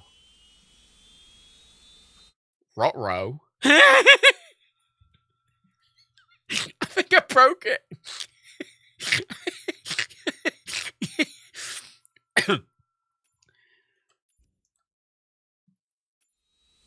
Okay. Because I turned it off while it was blacked out. It just locked the blacked out. Great. No, I have crashes disabled, but purely because, unlike an X-Plane where crashing actually does something, like you can crash and just lose a bit of your wing, or you can crash like safely or whatever. In this, it's just crashing and it just freezes and you have to sit through the ridiculous load screen again, which is just a needless thing. So I have that off. Right, let's turn that back off, just so it doesn't cause a problem. Off. Thank you. Let's take off again. My flaps aren't down this time. I think I've got the right flap. Yeah, I know the flaps. I don't use the controller very much. But I actually quite like the control scheme in this. I really like that the rudders are on the triggers. Just because in a flight simulator, you need analog rudders. You don't want... Like, that's always my pet peeve in a lot of video games that give you an open world plane where you don't even get rudder control. Like, GTA San Andreas gave you rudder control. It was digital rudder control, so it was like full rudder or not, but it was rudder control. Whereas in a flight simulator, you need analog rudder control. Oh god, try taking me out and up on a tiny airport. Admittedly, its takeoff distance isn't actually that high. I mean, if it's fully loaded, it is, but obviously, it's got a very large wingspan and empty. Like, it's got a very large wingspan, and it's got way more power than it needs when it's empty, because obviously it's meant to be carrying very big things. You know, it was meant to be carrying a shuttle on top of it with loads of drag, and that was very heavy. So, empty, it's just empty. It's just this really... It's got huge wings. It's got way more power than it needs, and it's got huge wings, so it has got loads of lift. So it's not... It's very heavy. It's the heaviest plane in the world still, but even so, it's still very, boy. Mm. Well, yeah, GTA's all or nothing. Twitchy rudders are annoying. However, the flight system within those games is kind of built around that. Like, I remember when I got this, I was trying to play it with a digital rudder, and it's basically impossible because in an actual plane, especially in a plane with a high tail, you know, like a 747 with a really tall tail. Because the tail's so high up in the back, when you do that, I mean, you notice even in this, it doesn't just turn you smoothly to the right. You kind of do this weird, you kind of roll a bit. It's like you do this kind of twisting motion, and you wouldn't ever want to do full rudder because of that twisting motion. So you need that kind of control. So here we go. Welcome to. Right, let's show you some of the buildings. Right, let's give you a Eurovision tour. Right, so. This building right here, I'm going to go over this weird looking one. This is the arena. That's where actually the Eurovision Song Contest is taking place. Boop. That's where the Eurovision Song Contest is taking place. It's slightly outdated. It's called the M&S Bank Arena now, which is a much less catchy title than the Echo Arena. Although most people I know still call it the Echo Arena because when it was built, the Echo newspaper was what was sponsoring it, and now it is sponsored by Marks & Spencer's Bank, which again... The M&S Bank Arena is just such a clumsy fucking name. I hate it. That's the arena. That's the exhibition centre. This is the Albert Dock. It's an old dock. In these buildings there, that's where the Maritime Museum is and the International Slavery Museum. The Tate Gallery is there. Loads of lovely restaurants all the way along. The Beatles story is in there. Hotels there. Loads of beautiful restaurants. We used to have a duck tour, which was like, you know, I don't know, they were like World War II era kind of troop buses. They were like buses, but they were like submersible buses, so they could just drive in the water and turn into boats. The Queen rode one a few times.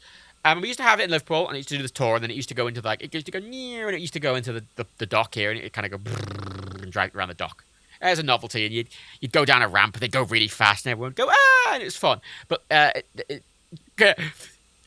had to close them because it sunk 3 times in a row. 3 times in a row it sunk, so they had to stop. for safety reasons, which, you know, fair. Right, that's the Albert Dock. This weird thing, that's the Museum of Liverpool. It's this weird general museum. It's got some good stuff in. They do.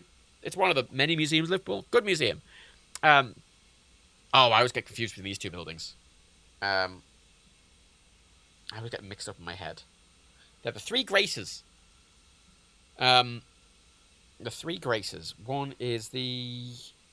which one's which? God, literally, I hate that I always getting confused. Let me check. Yeah, okay, so this building in the middle, the most boring one, is the Cunard building, named after Cunard, the shipbuilders.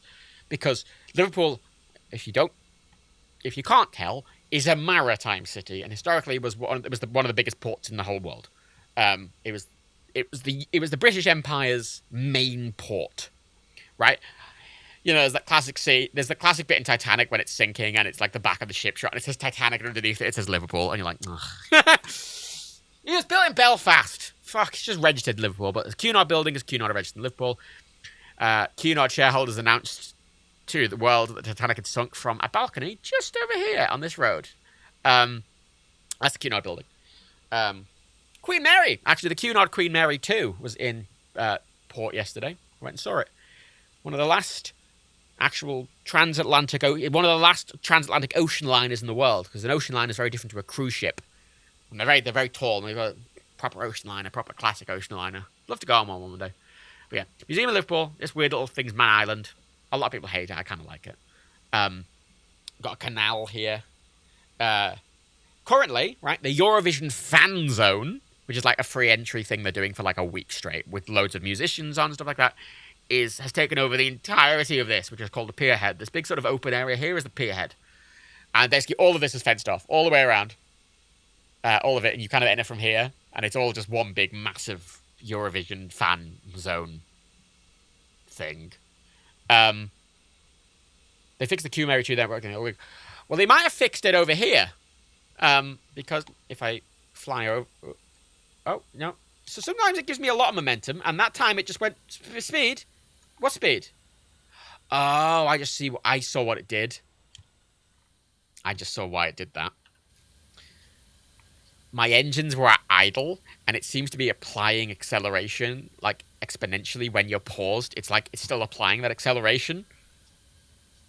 And it was applying deceleration to me, even though I was...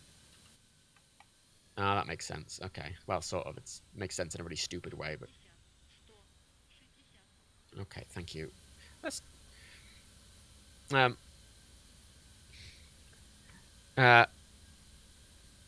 Yeah, so this is a shipbuilders. And they do a lot of work. Notably, the Sir David Attenborough was here for a while.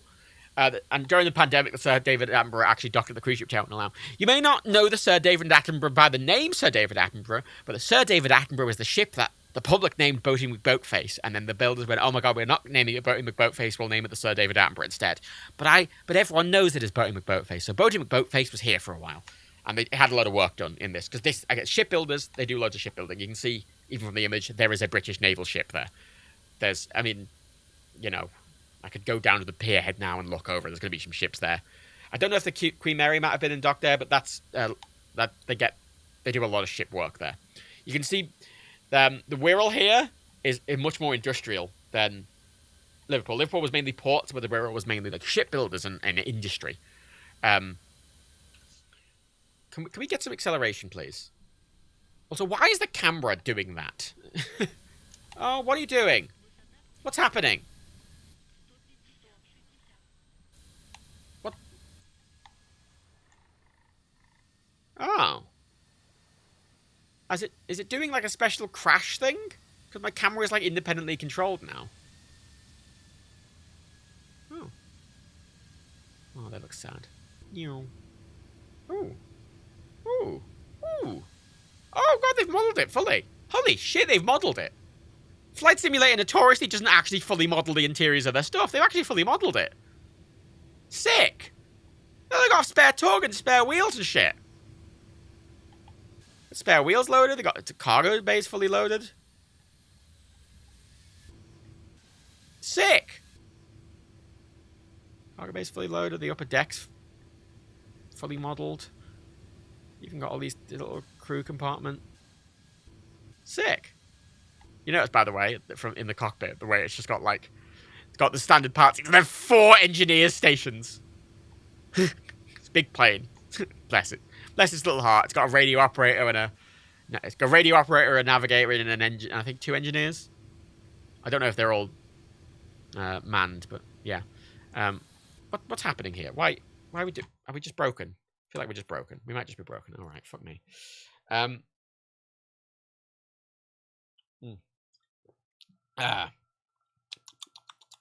Beer.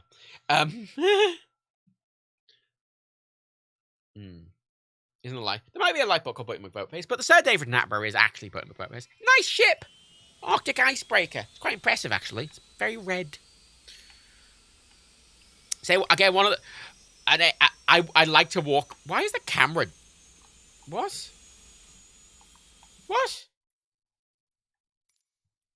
It's switching between, like, free cam and, like, it's switching between, like, 2 different fucking cameras for some reason. What are you doing?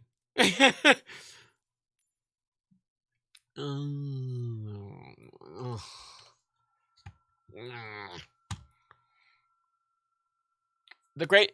wait, planes actually have engineer stations? I thought it was unrealistic and Star Trek planes have them. They used to. I mean, it's quite common for a lot of planes to have multiple people in the cockpit. You used to have... 747s used to have a pilot, a co-pilot, and an engineer. And the engineer would often... Because the thing is, obviously, in planes now, you wouldn't get engineers because it's done by computers. It'd be the management of fuel lines and everything like that. It'll just be a lot of, like, kind of general management of systems, which computers will just do in modern planes. Like, there isn't an engineer in modern planes.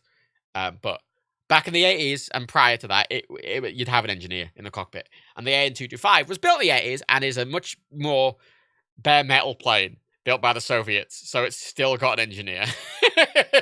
Also, because it's such a specific plane, it needs to be able to fix itself and have maintenance teams there with it all the time in case anything goes wrong, because they need to be able to fix it, so they have engineers on the staff there. Or they did, you know. How do I, next fix camera? Reset external view. Okay. LB and up and stuff. Okay. No, that's absolutely not what I wanted to do. Oh, it's so much worse now. No, I don't want to. Stop it. Give me a normal camera, you prick. Fuck. There we go. Fuck me.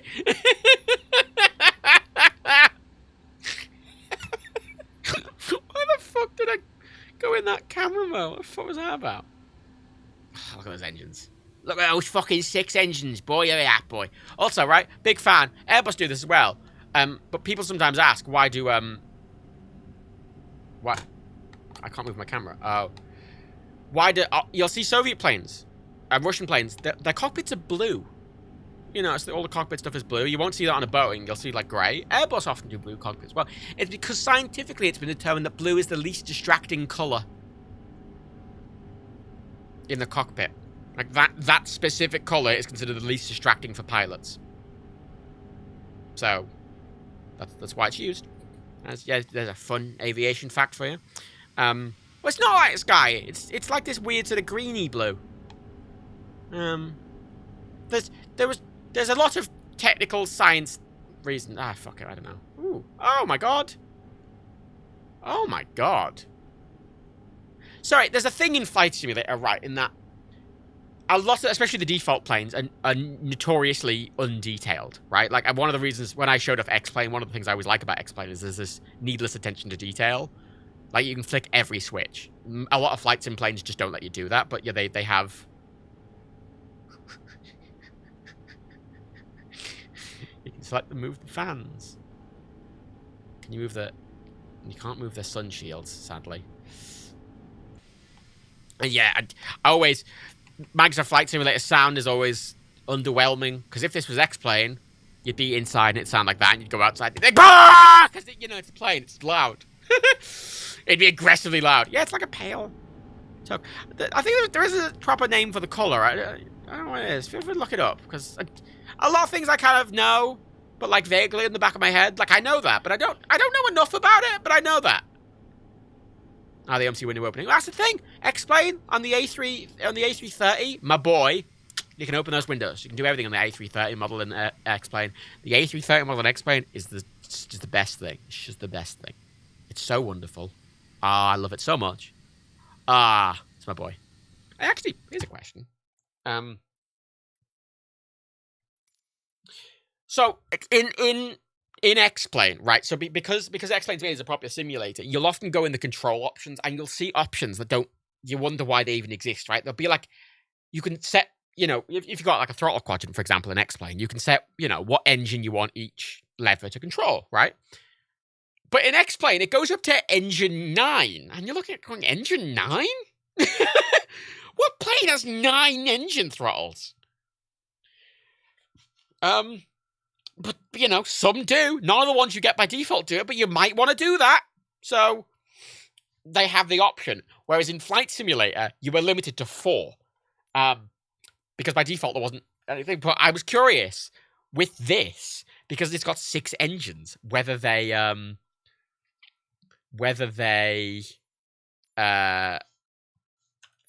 actually added, like, a throttle 5 and 6. Or if they haven't.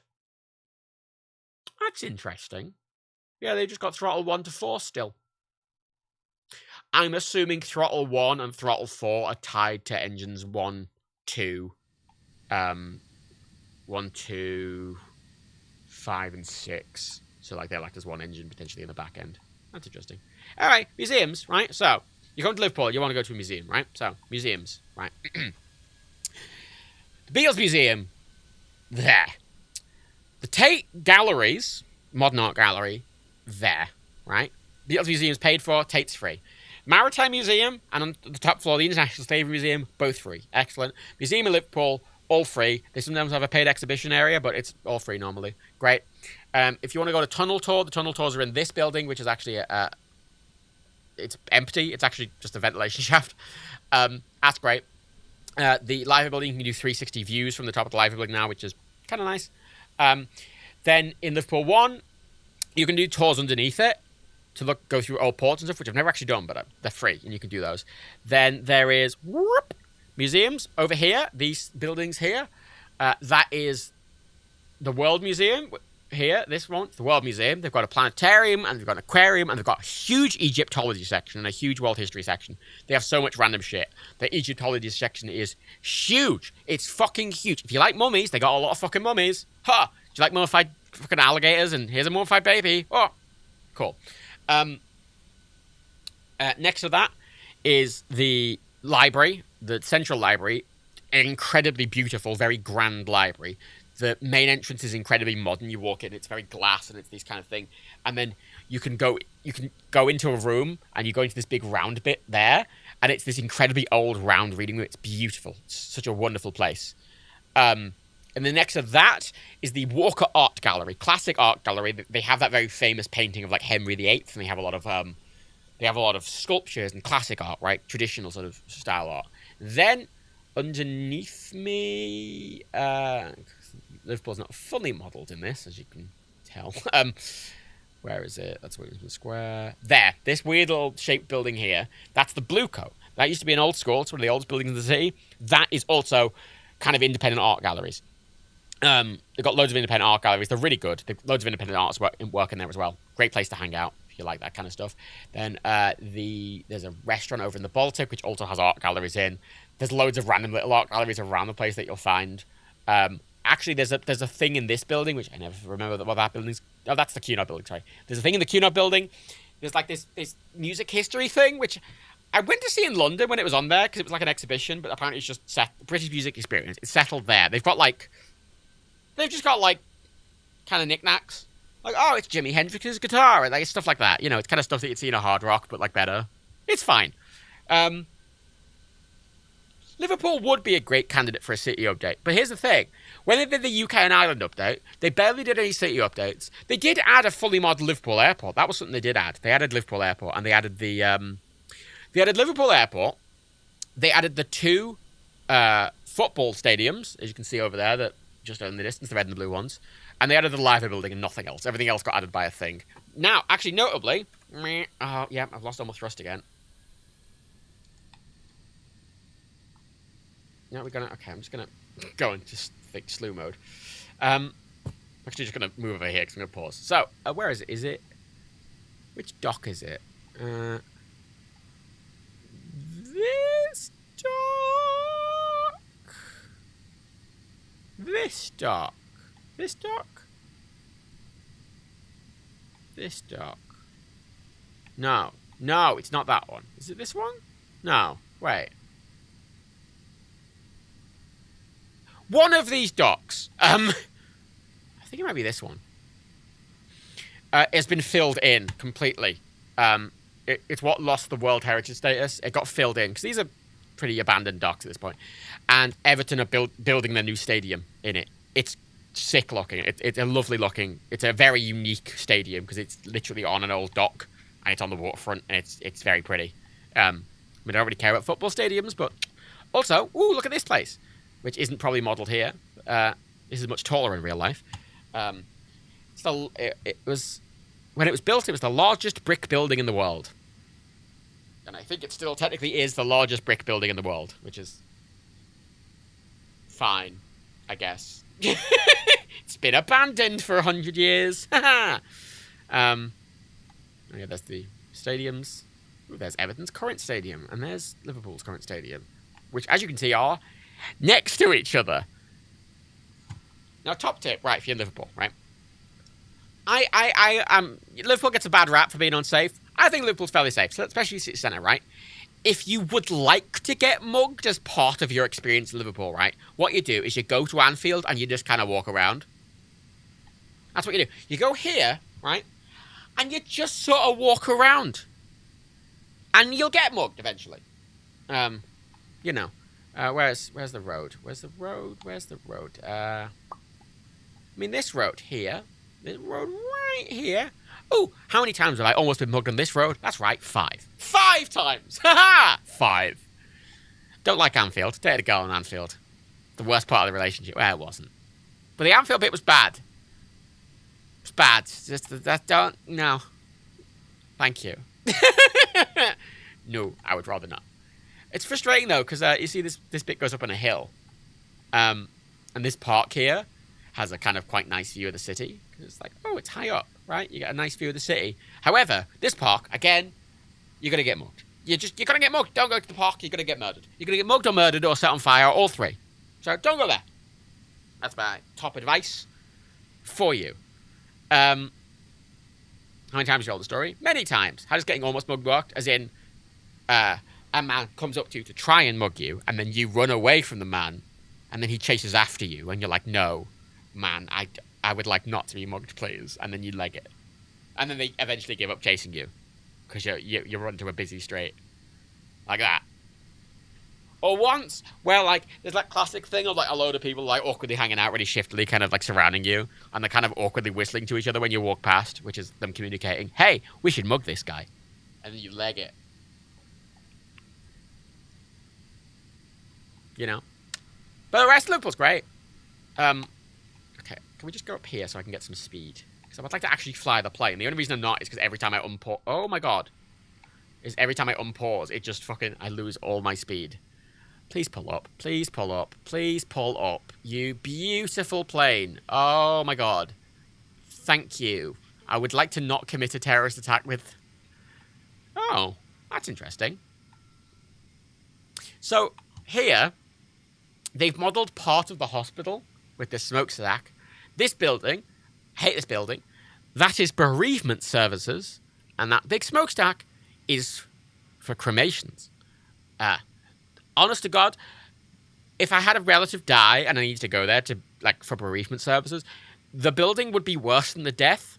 No, 0 out of 10. But they haven't actually got a hospital model. Oh, admittedly, this weird little building here, that's our new hospital. This horrible one, old hospital. This is being demolished soon. We finally got a new hospital, so that's one of the best cancer centres in the UK.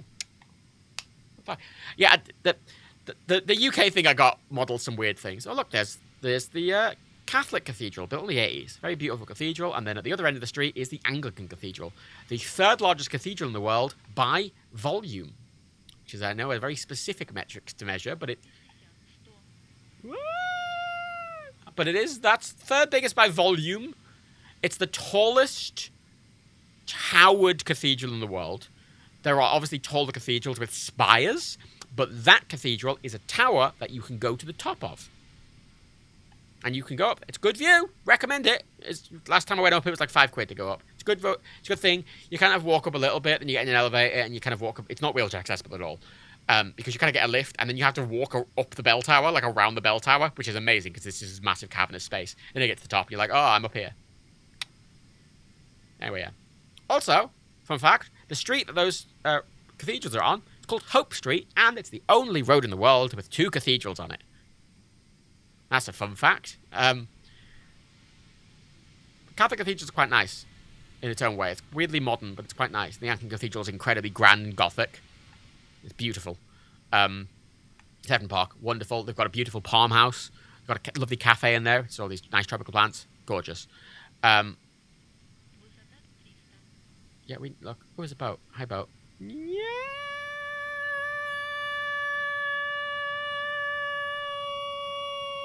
It's a speedy boy. He's speedy. You know, I find this plane as well because it's not going stall, low terrain, pull up, pull up, It's not doing that. Like an American plane. One of the problems I have with Microsoft Flight Simulator, one of my major issues and why I don't ever want to really play it seriously, is that if I was doing this in X-Plane would model accurately any damage the plane might be taking from high G maneuvers. Like, if I do a high G maneuver, X-Plane might go, oh my god, you've broken, like, you've damaged your flaps, now your, like, left flap now your left aileron doesn't work.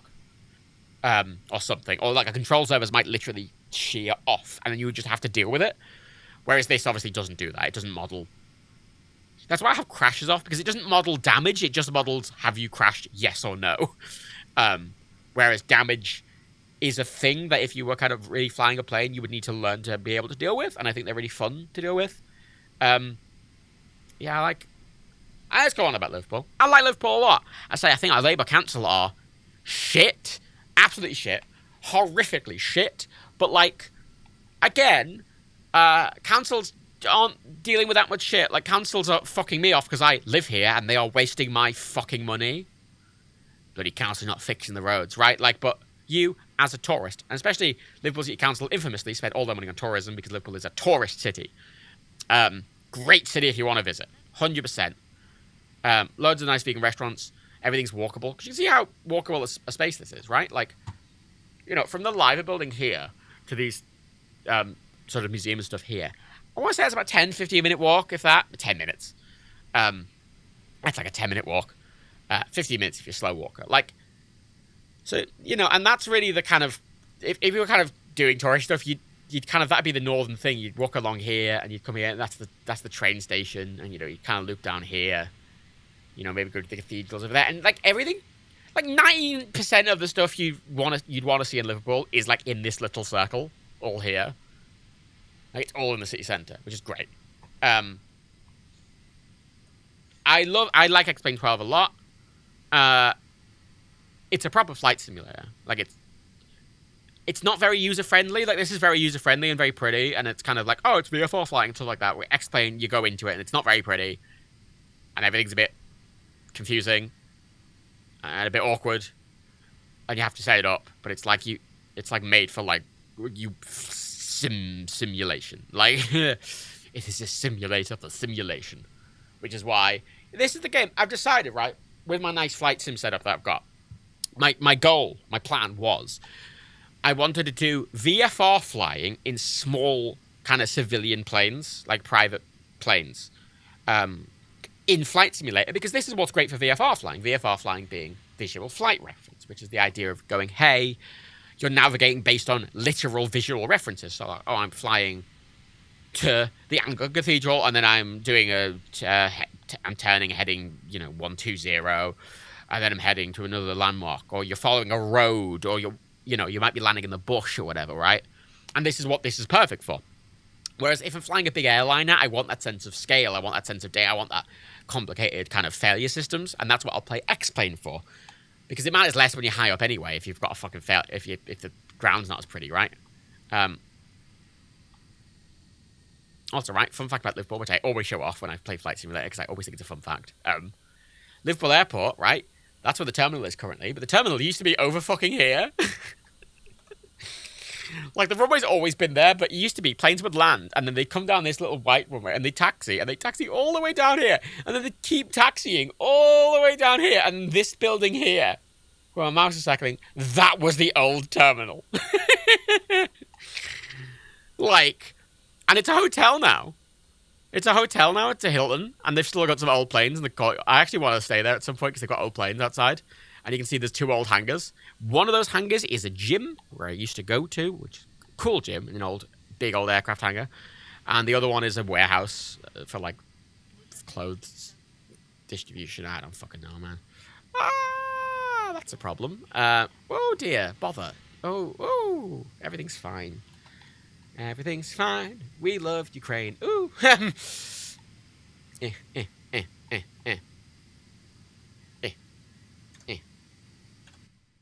Oh, there we go. Yeah, it's all good. I mean, if you want nice parks, say Sefton Park, beautiful park. I go there all the time. If the weather's nice, I will just go there and walk around because it's beautiful. Promenade's lovely if you want nice walks along the promenade. Yeah, see, so that weird building in the middle there that I'm just passing over right now, which doesn't look like anything, that's actually a big, massive glass farmhouse. They do concerts in there as well. Sick. Loads of concert venues in Liverpool, if you like that kind of thing. Lovely Philharmonic Hall. I see a lot of concerts in the Phil. The arena's got good stuff on. WWE's coming here. But, ooh, fucking A-Dub.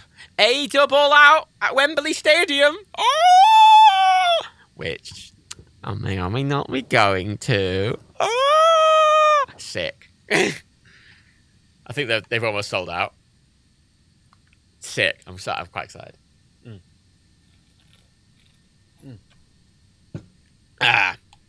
So excited. I want to be part of a group of 100,000 people all calling MJF a cunt at the same time, right? Because, like, it's Britain. AEW never been to Britain before. It's the first time in Britain and they're doing a show bigger than WrestleMania. So they're coming and they're being... And the thing is, in Britain, they're going to be more sweary, right? And honest to God, if the entire crowd, if the 100,000 people crowd doesn't angrily shout cunt at MJF, I'm going to be disappointed. So, Orange Cat. Well, they're not coming to Liverpool. They're coming to London, but you know.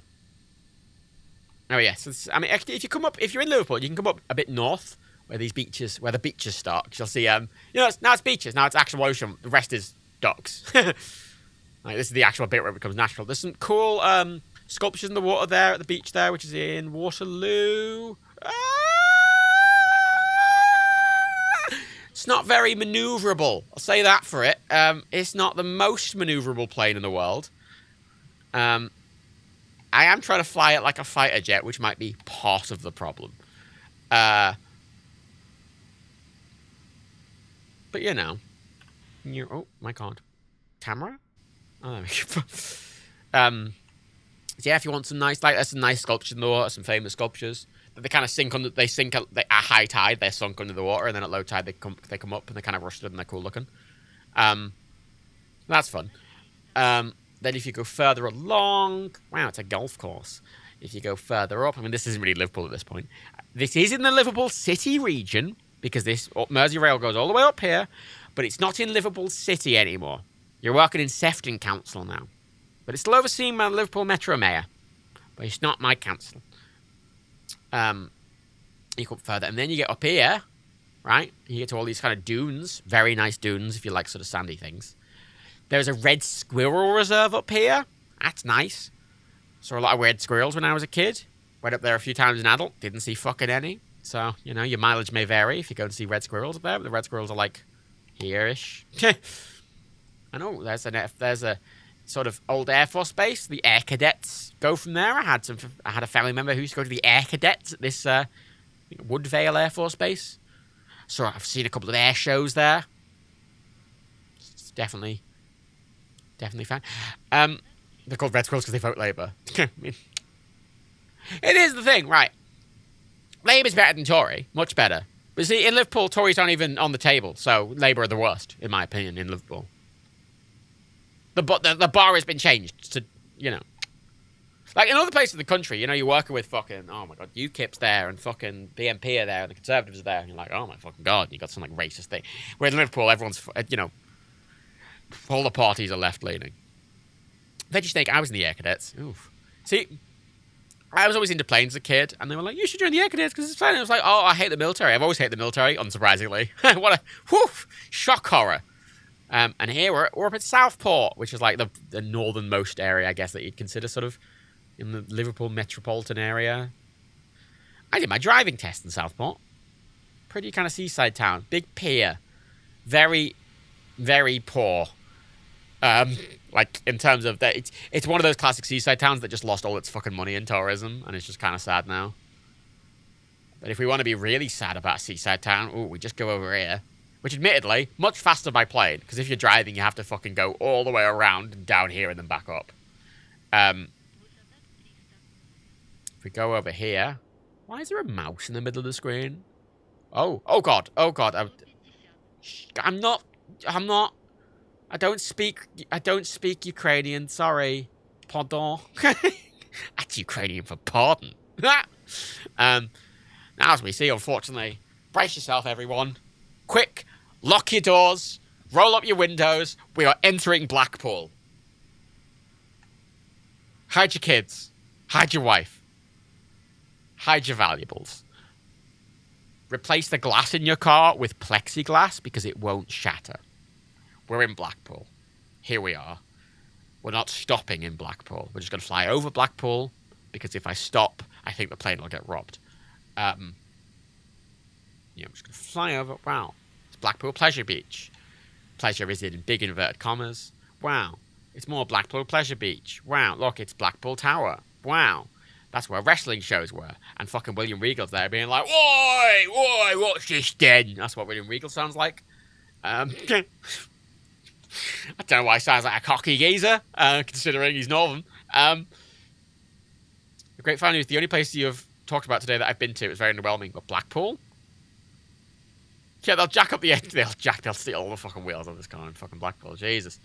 Well, Celestials I don't think they'll get your wheels stolen. It's just what'll happen is you'll kind of land the plane, but all the wheels will burst because of all the broken glass on the floor. I'm sorry if you're from Blackpool, right? That's the end of the sentence. It's not like I'm sorry. I'm not apologizing you for offending you. I'm sorry you're from there. It's just the end of the sentence. There's two truths in the world, right? In England, right? There's two places you can make fun of if you're British, right? One is France. If you're in Britain, right? It feels like, it's two brothers, and it's fine. Both world superpowers, it's fine. French, cheesy surrender monkeys, right? Completely fine. No one has a problem, right? French, gotta be racist, right? Back to you fucking smelly British bastards, right? 10 out of 10, friendly banter, right? The second answer is Blackpool. The second answer is, you say Blackpool to anyone in England, they go, no, right? You know what's also fun? See, this airport right here, I have actually genuinely taken off and landed a plane at that airport in real life. Unfortunately, it was in Blackpool, as I say, which I imagine is why they let me fly the plane, because if I crashed the plane, it wouldn't really damage anything. But yeah, that is where I did my flying lesson the one time. Oh, yeah, Blackpool, Slough, and Hull. Admittedly, right, Hull, I don't know if it's better than Blackpool. There's more to do in Blackpool, but admittedly, I do feel like I'm going to die in Blackpool more. Hull is just almost offensively grey. And then Slough is just... it sounds... Slough is the way it sounds. If you say Slough... If you physically, right? Everyone at home, feel free to follow along. If you say the word Slough, that feeling of it in your mouth, the Slough, right? Slough. That's what it's like to be in Slough. That's exactly what it's like to be in Slough. Hey, Hey Zaphod, I just opened the chat and saw Blackpool slander despite living here. It's not slander if it's true. It's only slander if it's false. You know? It's not my fault that Blackpool is the way it is. You can't blame me for that. Some things in life are just a constant, right? The speed of light in a vacuum.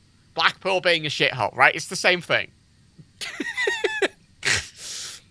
Yeah, slough. Empty, vacuous. Kind of feels a bit gross. You know. Yeah, slough. Liverpool, fucking all right, fucking stabby, fucking right, fucking, but really like nice and cultured and surprising. Swindon just kind of sounds boring, Tory. I mean, that's the house prices are low in Blackpool. Yeah, there's a reason for that. You know. You know what? You can live in this place in America for only $10,000. I'm like, no, I'm all right. I'm good. Thumbs up. Admittedly, right? Not been to Blackpool. I do need to go to Blackpool at some point, specifically to go to their CEX, which I know is an odd thing to do. But I do. They have an Xbox game. They have that weird Xbox game with the big controller. You know, that weird robot one with the big controller, the mech one. They're one of the few CX in the country that physically have it, and it's one of those things, like, because I'm collecting original Xbox exclusives, that's like the crown jewel of that collection if I want it. It's very expensive. I don't have the money for it, which is why I haven't. But I want to get it, but I want to go and see it before I buy it, so I want to go and physically get it in person. But there's two issues with that. A, I have to go to Blackpool, and I'm worried I'm going to get killed on the way there. And B, when I buy it, I don't know if I'll get it home. That's my worry. I don't know if I get it home, you know? But the thing is, I've been to St. Helens to go to CEX. I braved that. So, hire a van. I don't drive. Also, oh my god, I'd feel less safe in a van. You know. God, my wheels popped. Don't want that. Ooh, look, it's Seaforth. Wow. When you drive down this road in Liverpool, you roll your windows up because it smells. Because, see these mounds of just metal and scrap? Industry. Heavy industry. Delicious. And we fly away from the heavy industry and back into the, hire a van and security. I mean, that's an option. Don't know if I need a van to transport a box. St. Helens. Yeah. St. Helens, they're like, oh, we've got a museum. And I'm like, no. They had a vegan restaurant. I was like, ooh, I'll go to the CEX there because they had loads of Xbox games. Lovely CEX. And they have a vegan cafe. I'll go to the vegan cafe. The vegan cafe was closed the day I went. You know. The worst part about the train to Blackpool is the fact you have to go through Preston. No. I would argue Preston's nicer than Blackpool. I've been through Preston a few times. Preston is... I'm not going to sit here... Oh, there's the Liverpool Women's Hospital.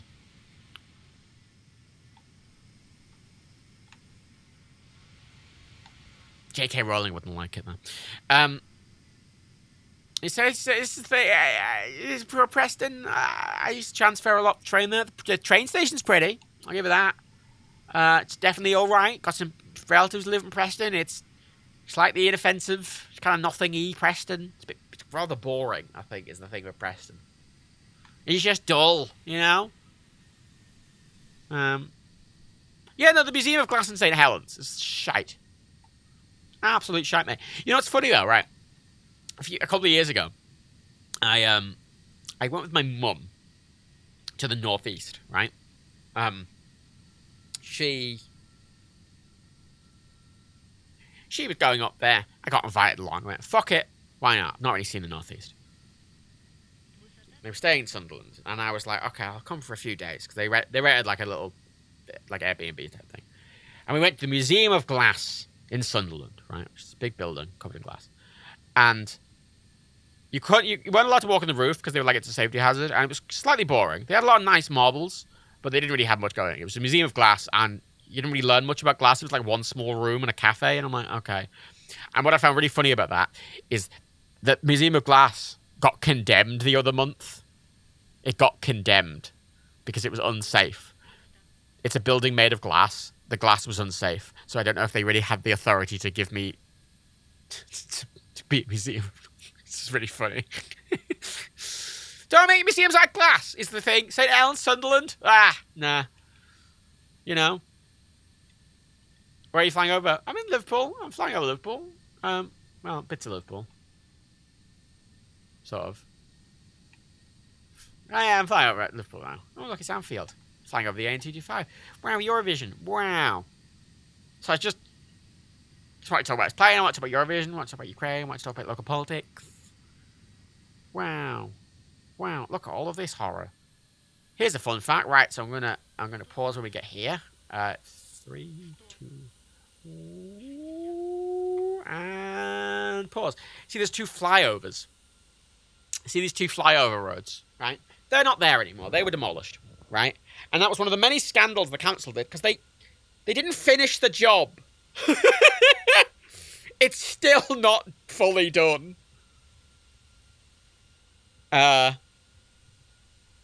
And notably, famously, the company who were in charge of it were instructed by the council to subcontract another firm for assistance, in inverted commas. And they were like, right. And the company didn't really do anything. They were paying like £250,000 for this consulting firm for kind of nothing. Then it turns out, right, get this, the consulting firm is owned by the son of the mayor. It's a bit sus, isn't it? Tory bullshit. Stop fucking Tory bullshit. It's fucking Labour bullshit, man. Fuck me. Yeah, it's that's one of the many Liverpool scandals. Here's a fun fact. If you care enough to read about it, if you actually want to, Google the Liverpool Caller Report. The Caller Report, which was an external report conducted on Liverpool City Council, which just determined how they were absolutely inept and corrupt and useless, and had wasted so much fucking money. Let's be honest, Labour's all story.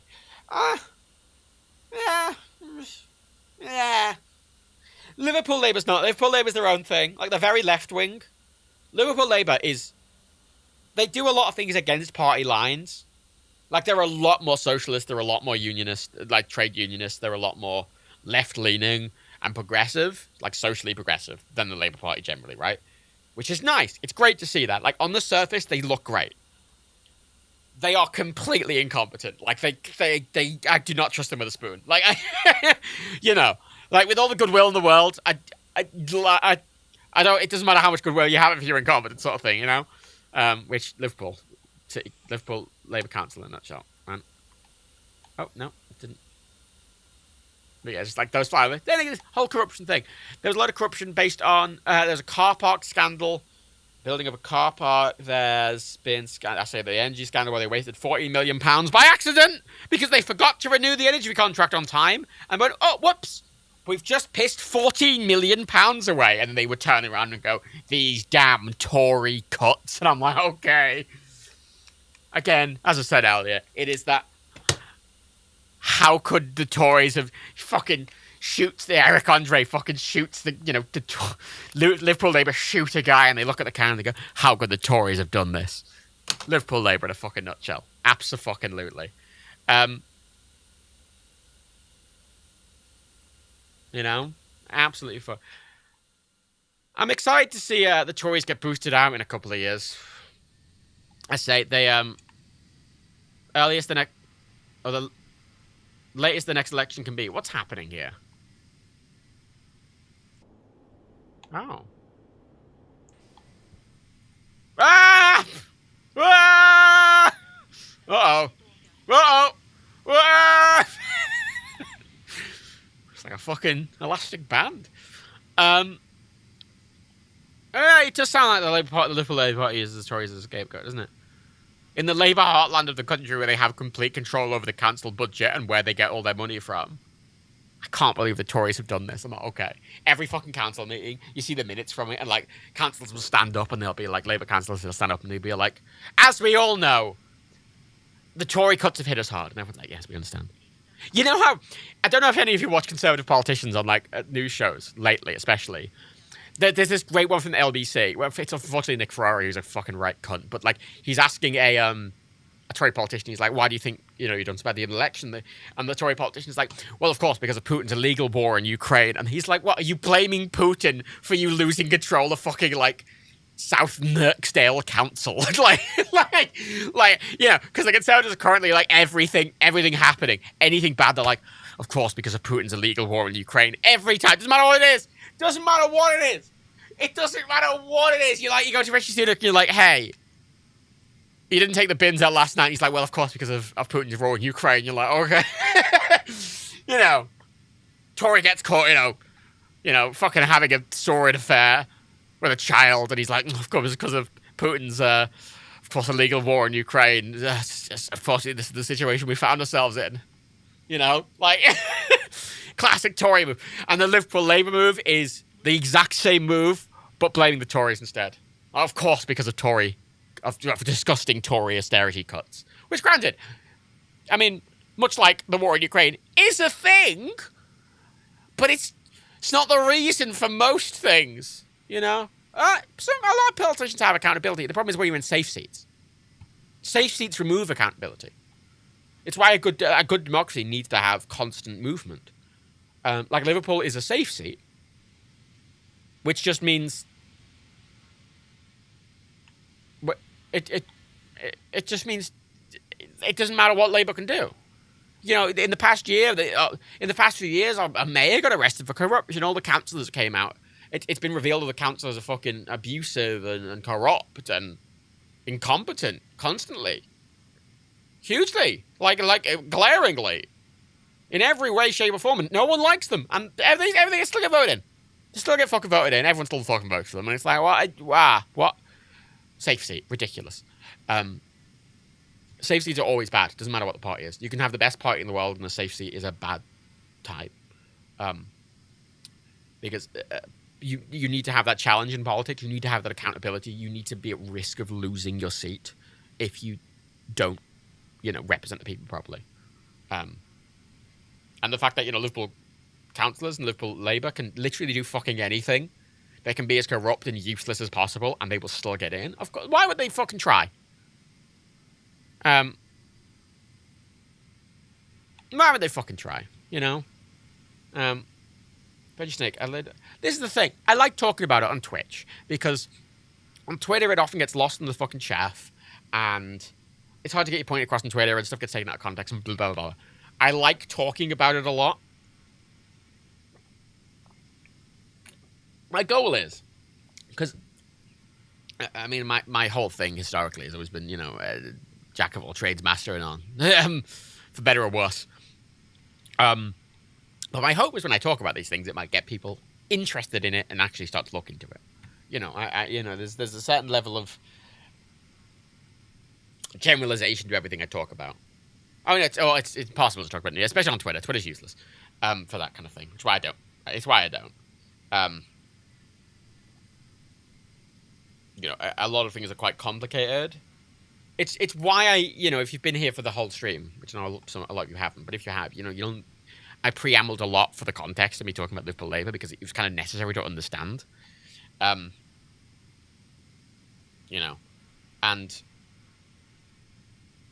it's great. Alana, speaking as someone who's had Jeremy Corbyn as local MP for longer than I've been alive, yes, he's horrible. This is the thing. Like, you can have the best politician in the world. You can have the nicest person in the world. You can have fucking someone who seems lovely on the surface. But you need that you need politicians to be challenged. So one of my consistent things that I always say, right, and I keep saying, constantly, to the point of repetitiveness, but it doesn't matter, is that I am of the very strong opinion that the biggest issue politically in the United Kingdom and a lot of the world, but in the United Kingdom is the context I'm talking, is electoral reform. Which isn't a sexy sounding issue, but it's at the root of everything, right? It's the root of all political strife comes from the electoral system. Proper electoral reform, so we would have a STV PR system, a proportional representation system using the single transferable vote. It's what Ireland do. would make our politics a lot more representative. It would hold politicians to account. It would allow more independent candidates to come about. It would stop huge swaths of just parties getting control and having a complete majority, right? And one of the problems with those kind of systems, it's the classic democracy slider, right? In that dictatorships are famously efficient, if nothing else, right? Because there's no challenge, right? You can just, bam, do the thing. You do the thing. Whereas a really strong democracy is often really bureaucratic and slow, which is its downfall, but that's the trade-off, right? And I think that's an important trade-off. And, you know, I give £50 a month to the Electoral Reform Society. I'm an ERS member. I'm also, for pure transparency here, a member of the Green Party. I don't actually like the Green Party a huge amount either. But yeah, the Electoral Reform Society are, I think, because it's not a very sexy issue. It's not a very societal. It's not a very sort of like social issue, and it's not really about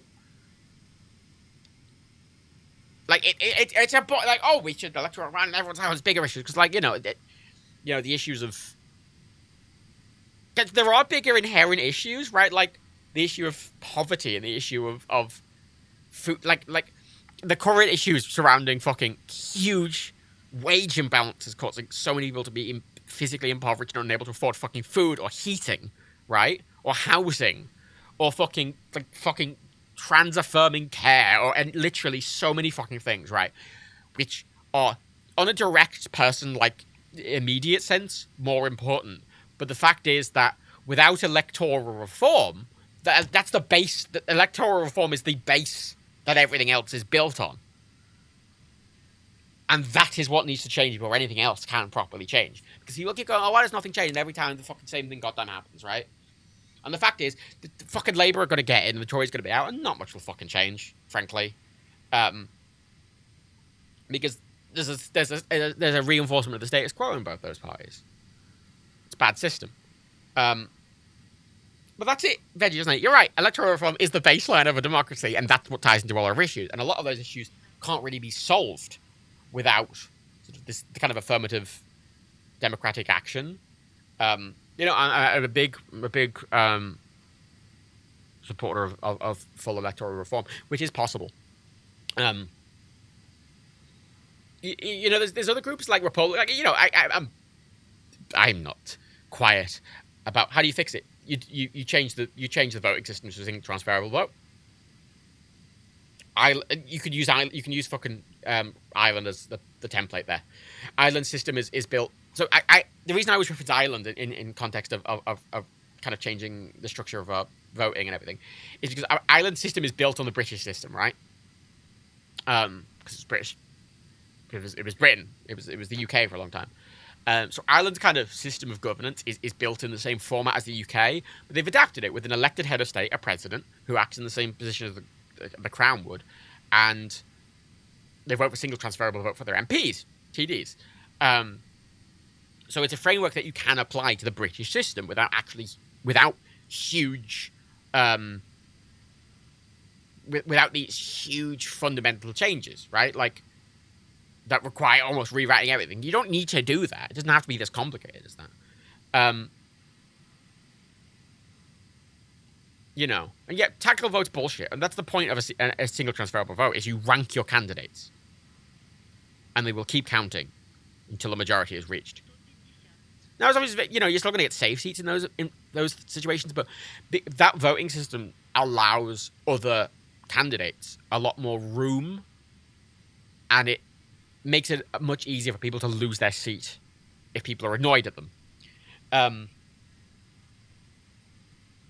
You know, it changes the dynamic completely, and it's still not perfect because democracy is inherently imperfect. But it is the baseline of, you know, I'm a Republican as well, and to be clear, Republican in the sense of desiring a republic, not a monarchy, not an American Republican, like just a Republican as in, you know, system of governance.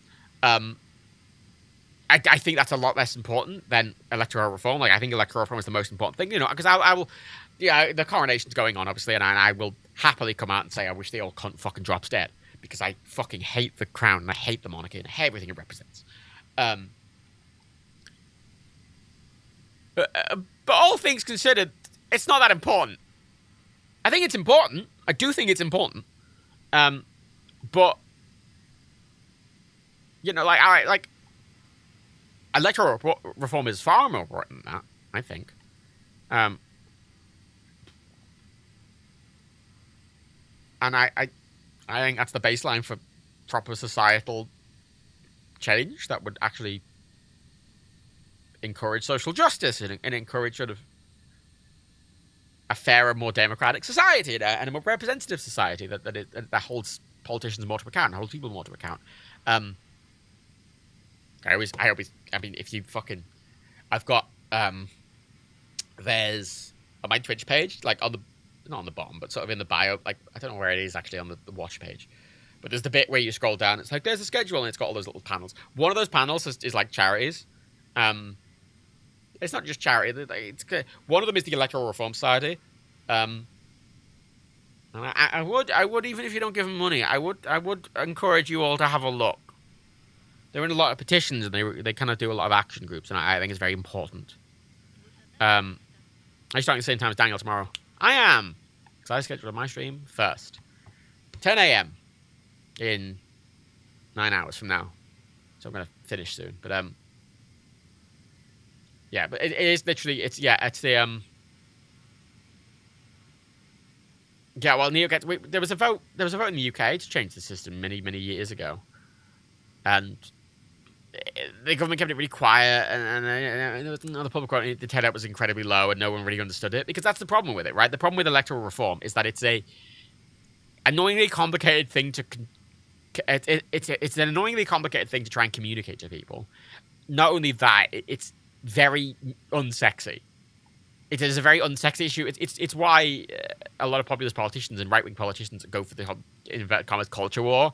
You know, you'll see Suella Braverman come out and fucking, like, you know, Priti Patel and being like, we've got to stop against this wokeness, and no one fucking cares, right? But it's a really simple kind of snappy issue that people understand at a baseline level to rile people up, because they're like, this is the important issue. We don't like women we don't like men pretending to be women pissing. It's like, God, no one cares. Like, no one gives a... But that's the thing. Like, it's this classic, like, it's a culture war, right? But they do that because it reinforces those kind of simple issues and distracts from, you know, they'll keep going, no, we've got to fight against this wokeness and all these illegal immigrants coming across the sea. And they put all the focus on that, while simultaneously, at the same time, very quietly removing your rights, quietly bringing in the public order bill, which basically makes it illegal to protest in a lot of instances. As I mentioned earlier in the stream, the Met Police coming out and saying, you know, we will respond with force to anyone who's trying to interfere or disrupt the celebration of the coronation. A lot of people came out and went, that goes against our right to protest and blah, blah, blah. And it's like, you don't have a right to protest in the UK, especially after the public order bill. They're allowed to just do whatever they want now. That's literally it's what the public order bill allows. If you're disruptive, if your protest is disruptive, they can arrest you. If you were arrested more than twice, you can be banned from any protests. That is what the public order bill allows. And they just put that in. And fucking the media were making a stink about, what do you think a woman is? And it's like, dude, fucking, oh my God. You know, they're asking fucking random politicians, like, what do you think a woman is? I was like, Jesus fucking Christ. You know, they're doing fucking that, and they're fucking sneaking under fucking voting ID requirements and just like quietly being like, oh, it's for verification purposes, and like some people were like, oh, we need a verification. You know, I've spoken to family members about it, and I've complained about it, and they've went, oh, but it's good because it makes sure only people who are allowed to vote. And I'm going, yeah, but that's not an issue. And they're like, yeah, but it stops it being an issue. And I'm like, no, it just creates a bigger issue. I'm like, oh, it's not a problem if you're who you say you are. And I'm like, no, it is. It's like, on a technical level, right, I could walk outside into the centre of Liverpool, strip all my clothes off, piss into the air on myself like a fountain, and drink it all. But anyone could do that, but they don't, famously. Just because someone can do something doesn't mean that they will. Just because something is technically possible doesn't mean it happens or will happen. I say with voter for it doesn't happen. It does not happen, especially not at any scale that is at all impactful. All voter ID requirements do is just disenfranchise voters even more, make it harder and more inconvenient for people to vote than it already is. Because that's what it's meant to do. It's just meant to make it. It's just meant to require more hoops to voting. It's meant to make it so people have to jump through more hoops, and sort of apathetic voters who aren't that motivated or aren't that politically minded or aren't that engaged with it are going to be even less engaged with it if they have to jump through more hoops, and they just won't. You know? And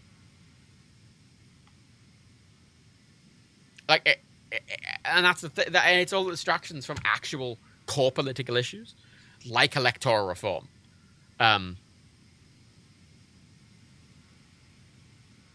But obviously, Labour won't support electoral reform, and neither will Conservatives, because obviously it would be very bad for them. The Greens support it, the Lib Dem support it, every other party supports it, because it'd be very good for those parties. They would gain a lot of seats. But it'd be very bad for Labour, and it'd be very bad for the Conservatives. They'd lose loads of seats, and that's why they don't support it or talk about it. It's pure selfishness.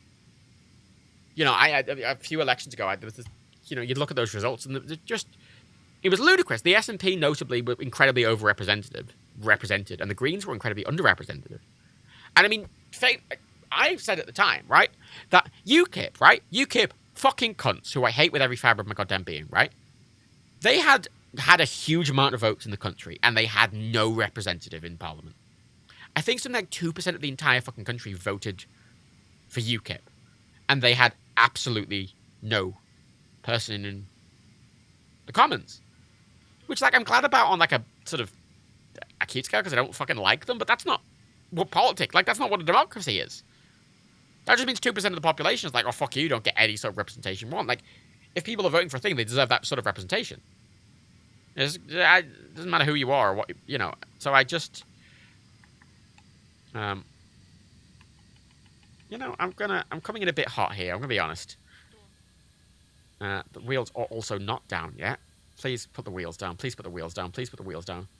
Please hurry up. Please, God, hurry up. We're running out of runway. Come on. Don't give me a semi.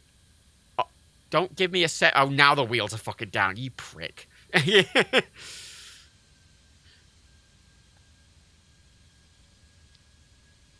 Yeah. Yeah, what I would ask you to. I mean, the point of protest is to be disruptive. There obviously needs to be, like, to a certain degree, you need to have some sort of mechanism, because obviously protests can devolve into riots, and riots are different, right? But obviously, we have laws for that, because a protest and a riot are different things. People smashing windows and hurting people is very different to people protesting, right? They're different things inherently. And they've conflated the two as being like, oh, well, it's like, no, they are different. And they're like, oh, but what if a protest just turned into that? And it's like, but if it turns into that, then you can deal with it. But until that point, it's a protest. Fuck off. Like, absolutely. I say I highly recommend going onto the Electoral Reform Society's website. There's a link in my Twitch somewhere. And read about what they're about, because I genuinely think it's the most important thing.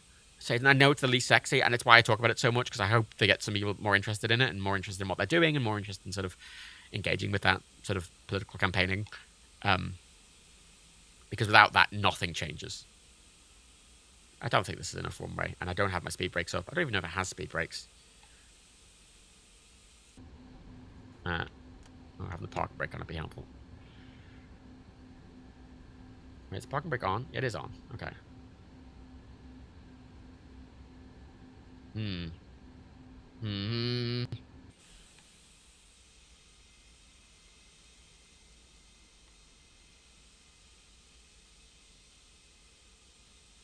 Fucking textbook.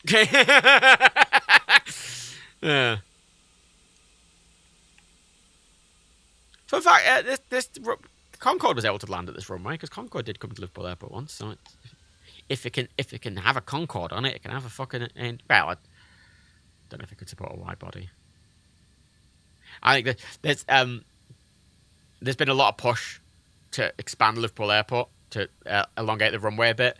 and add a cargo terminal over here to make it capable of actually having like big wide bodies at, which a lot of environmental groups are annoyed at because of climate change, which is a justifiable response. However, again, much in the classic sexy thing, there's a lot of focus put on like the airline industry in terms of like carbon emissions, when the airline industry, even at its peak, is like responsible for like 1.5% of all climate emissions, which is like fucking nothing, right? Like, and like it's banned private jets, and it's like private jets, it's fucking piss in the ocean, mate. Like, it's absolutely, it's like the banning of plastic straws thing, you know, fucking piss in the ocean.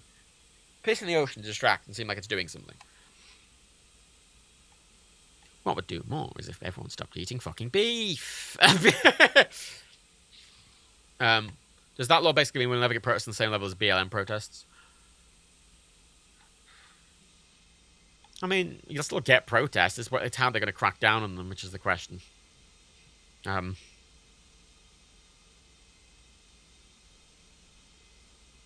That my hope is that the law will get repealed, but I don't know if Labour would actually even repeal the law.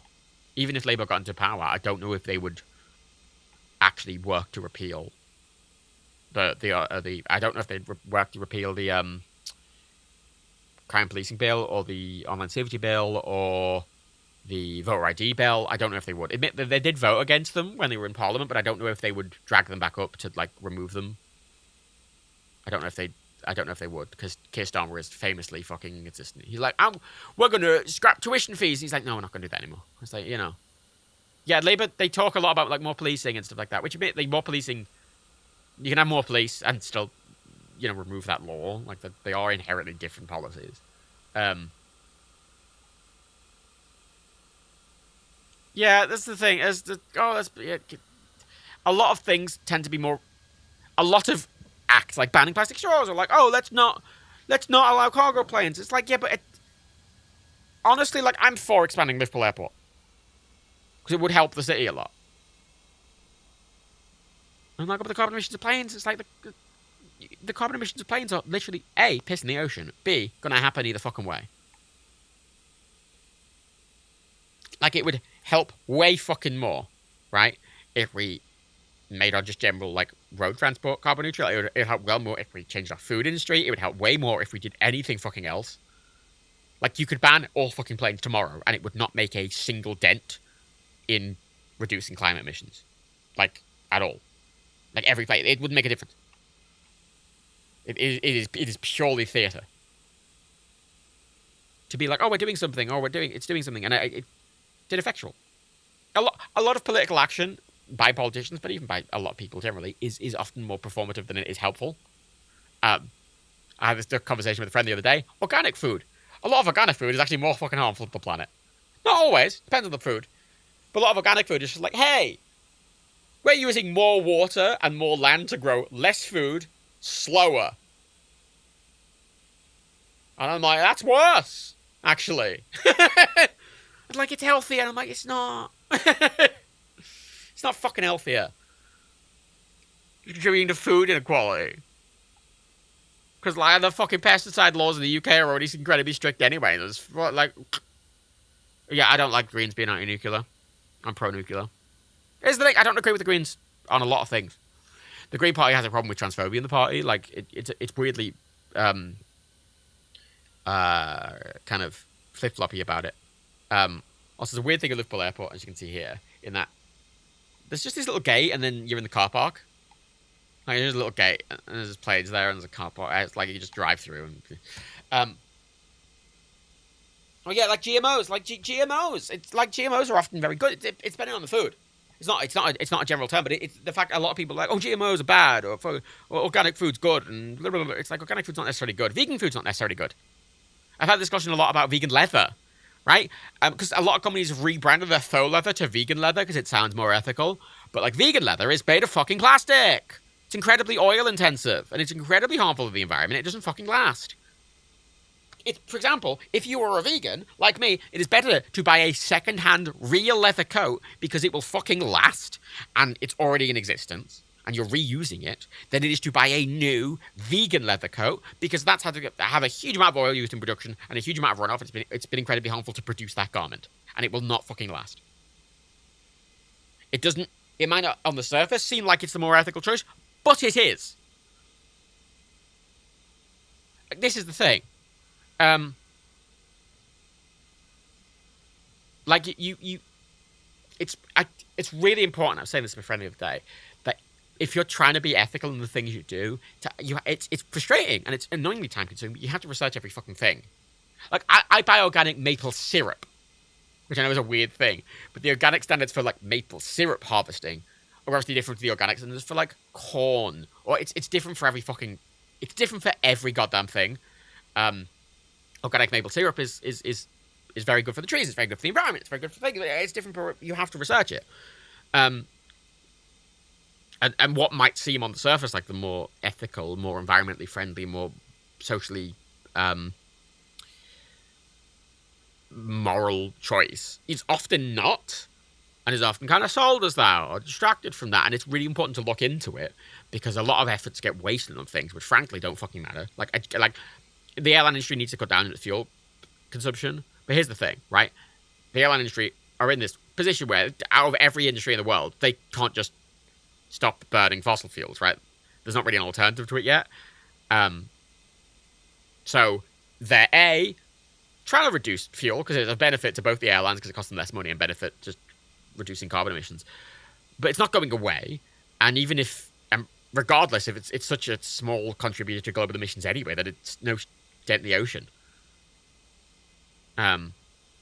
The meat industry, I mean, I've read stories recently about chicken farmers having to shut down because of the rise of plant-based alternatives and people liking chicken less. It's changing. It's slow. Social change is slow, man. Like, I always said this, I went vegetarian a long time ago. And people are like, oh, but you doing that, like, oh, but the cow's still getting killed, you're just not eating it. And I'm like, yeah, but I'm not doing, like, me as a single individual doing it won't do anything, but as a collective movement, it does. It makes slow societal change happen, which it has been happening. As you've seen the food industry slow. Things happen very slowly, which, again, not very sexy. Not very... But that's how often social change happens. It happens slowly, and you have to keep being persistent. You have to be persistently ethical, and persistent about it. That's why I've always been persistent about it, and I was quite consistent in my views, and I was quite forward about them. And bleh. Yes, Alana, like acrylic, it's like you can get ethical. This is the thing, right? Like, I went vegan, but I mainly went vegan because of the cruelty that happens in the industrial milk and egg farming, right? But you can have ethical eggs and ethical milk and ethical wool, right? You can get those things ethically. There is a way to get them ethically. It's just, 99% of the time they're not. So I just blanket ban them. But the fact is, it depends on the context. It always depends on the fucking context. Always depends on the fucking context. And things do change slowly. But the fact is, like, even in the past 10 years, right? Things have changed a fucking lot. Some of the better, some of the worse. Like, like vegetarianism and the veganism. It's got way better. In the UK, it's gotten way better. So much fucking better. Food standards have gotten better. And a lot less meat's being consumed now. Things do happen. It just takes time. And it's important to be persistent. Like, one of the big things about elections, for example, is if you support, like, let's say a Green Party candidate, I'm using for example because it's what I do. Even if that Green Party candidate is not going to win the election you're voting in, it's important to keep being persistent. Because if you're not, then it'll just drop it entirely. Like, you have to keep being persistent, and they have to build momentum over time. Like, that's... Political movements build momentum over time, over multiple election cycles. Like, they might not win one election, but you build on that momentum every time. And it's important to be consistent. It's important, as frustrating as it is and time fucking consuming it is, you have to do that to make political change or ethical change. And it's important. Anyway, I'm going to go. It's been 3 hours, and I've kind of spoken about everything I want to speak about. I hope if you've been here, you have taken what I've said on board, and you will hopefully go read the Electoral Society's website, which, again, it's on my Twitch somewhere. I'll read what they do. They've got petitions which you should sign, which petitions don't really do much, but they, again, much like when the pandemic was a thing, right? Where one person wearing a cloth mask doesn't fucking do anything. It's not filtering anything. However, if everyone's wearing a cloth mask and doing social distancing and doing those things, all of those things combine into reducing transmission across a society. People don't think collectively enough, really, because a lot of things might be very small in an individualistic sense, but if it's done as a large collective, it does make a difference, even if it's small and it's hard to see. But you have to keep persisting at it because that's what helps. Anyway, yeah, I'm streaming at 10 a.m. tomorrow, which is in 8.5 hours from now. Same time as Daniel, 10 a.m.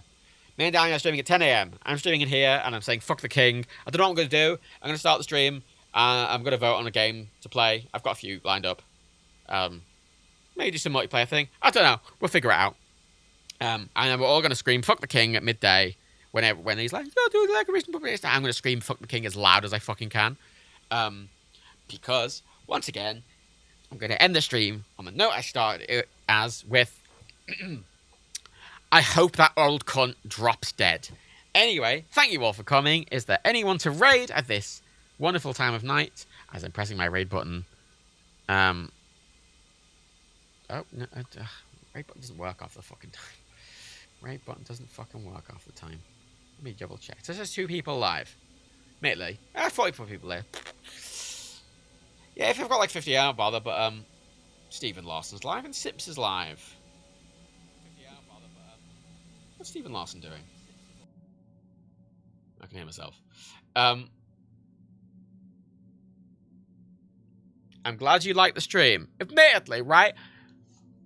I always do appreciate when people like a stream like this, because this is very me. It's a very me stream about talking about something really specific and nerdy that I like, and then talking in depth about politics and ethics, which is something I'm incredibly passionate about. And every time I talk to my therapist, she's like, what if you did something related to social justice? And I'm like, I'm trying. And politics, I'm like, I'm trying. I'm not going to raid those 2 because I don't know what they're doing. Tips is like 7 billion viewers, so you don't need it. Anyway, I'm going to go.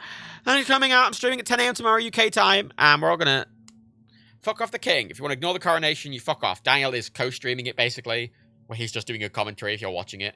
He's like doing an alternate commentary. I am not fucking watching it. That old cunt can get in the bin and burn to death for all I care. Even though, right, fun fact, he's 5 years younger than Joe Biden. Whoa! Boyo! Joe Biden is an old man. Oh boy.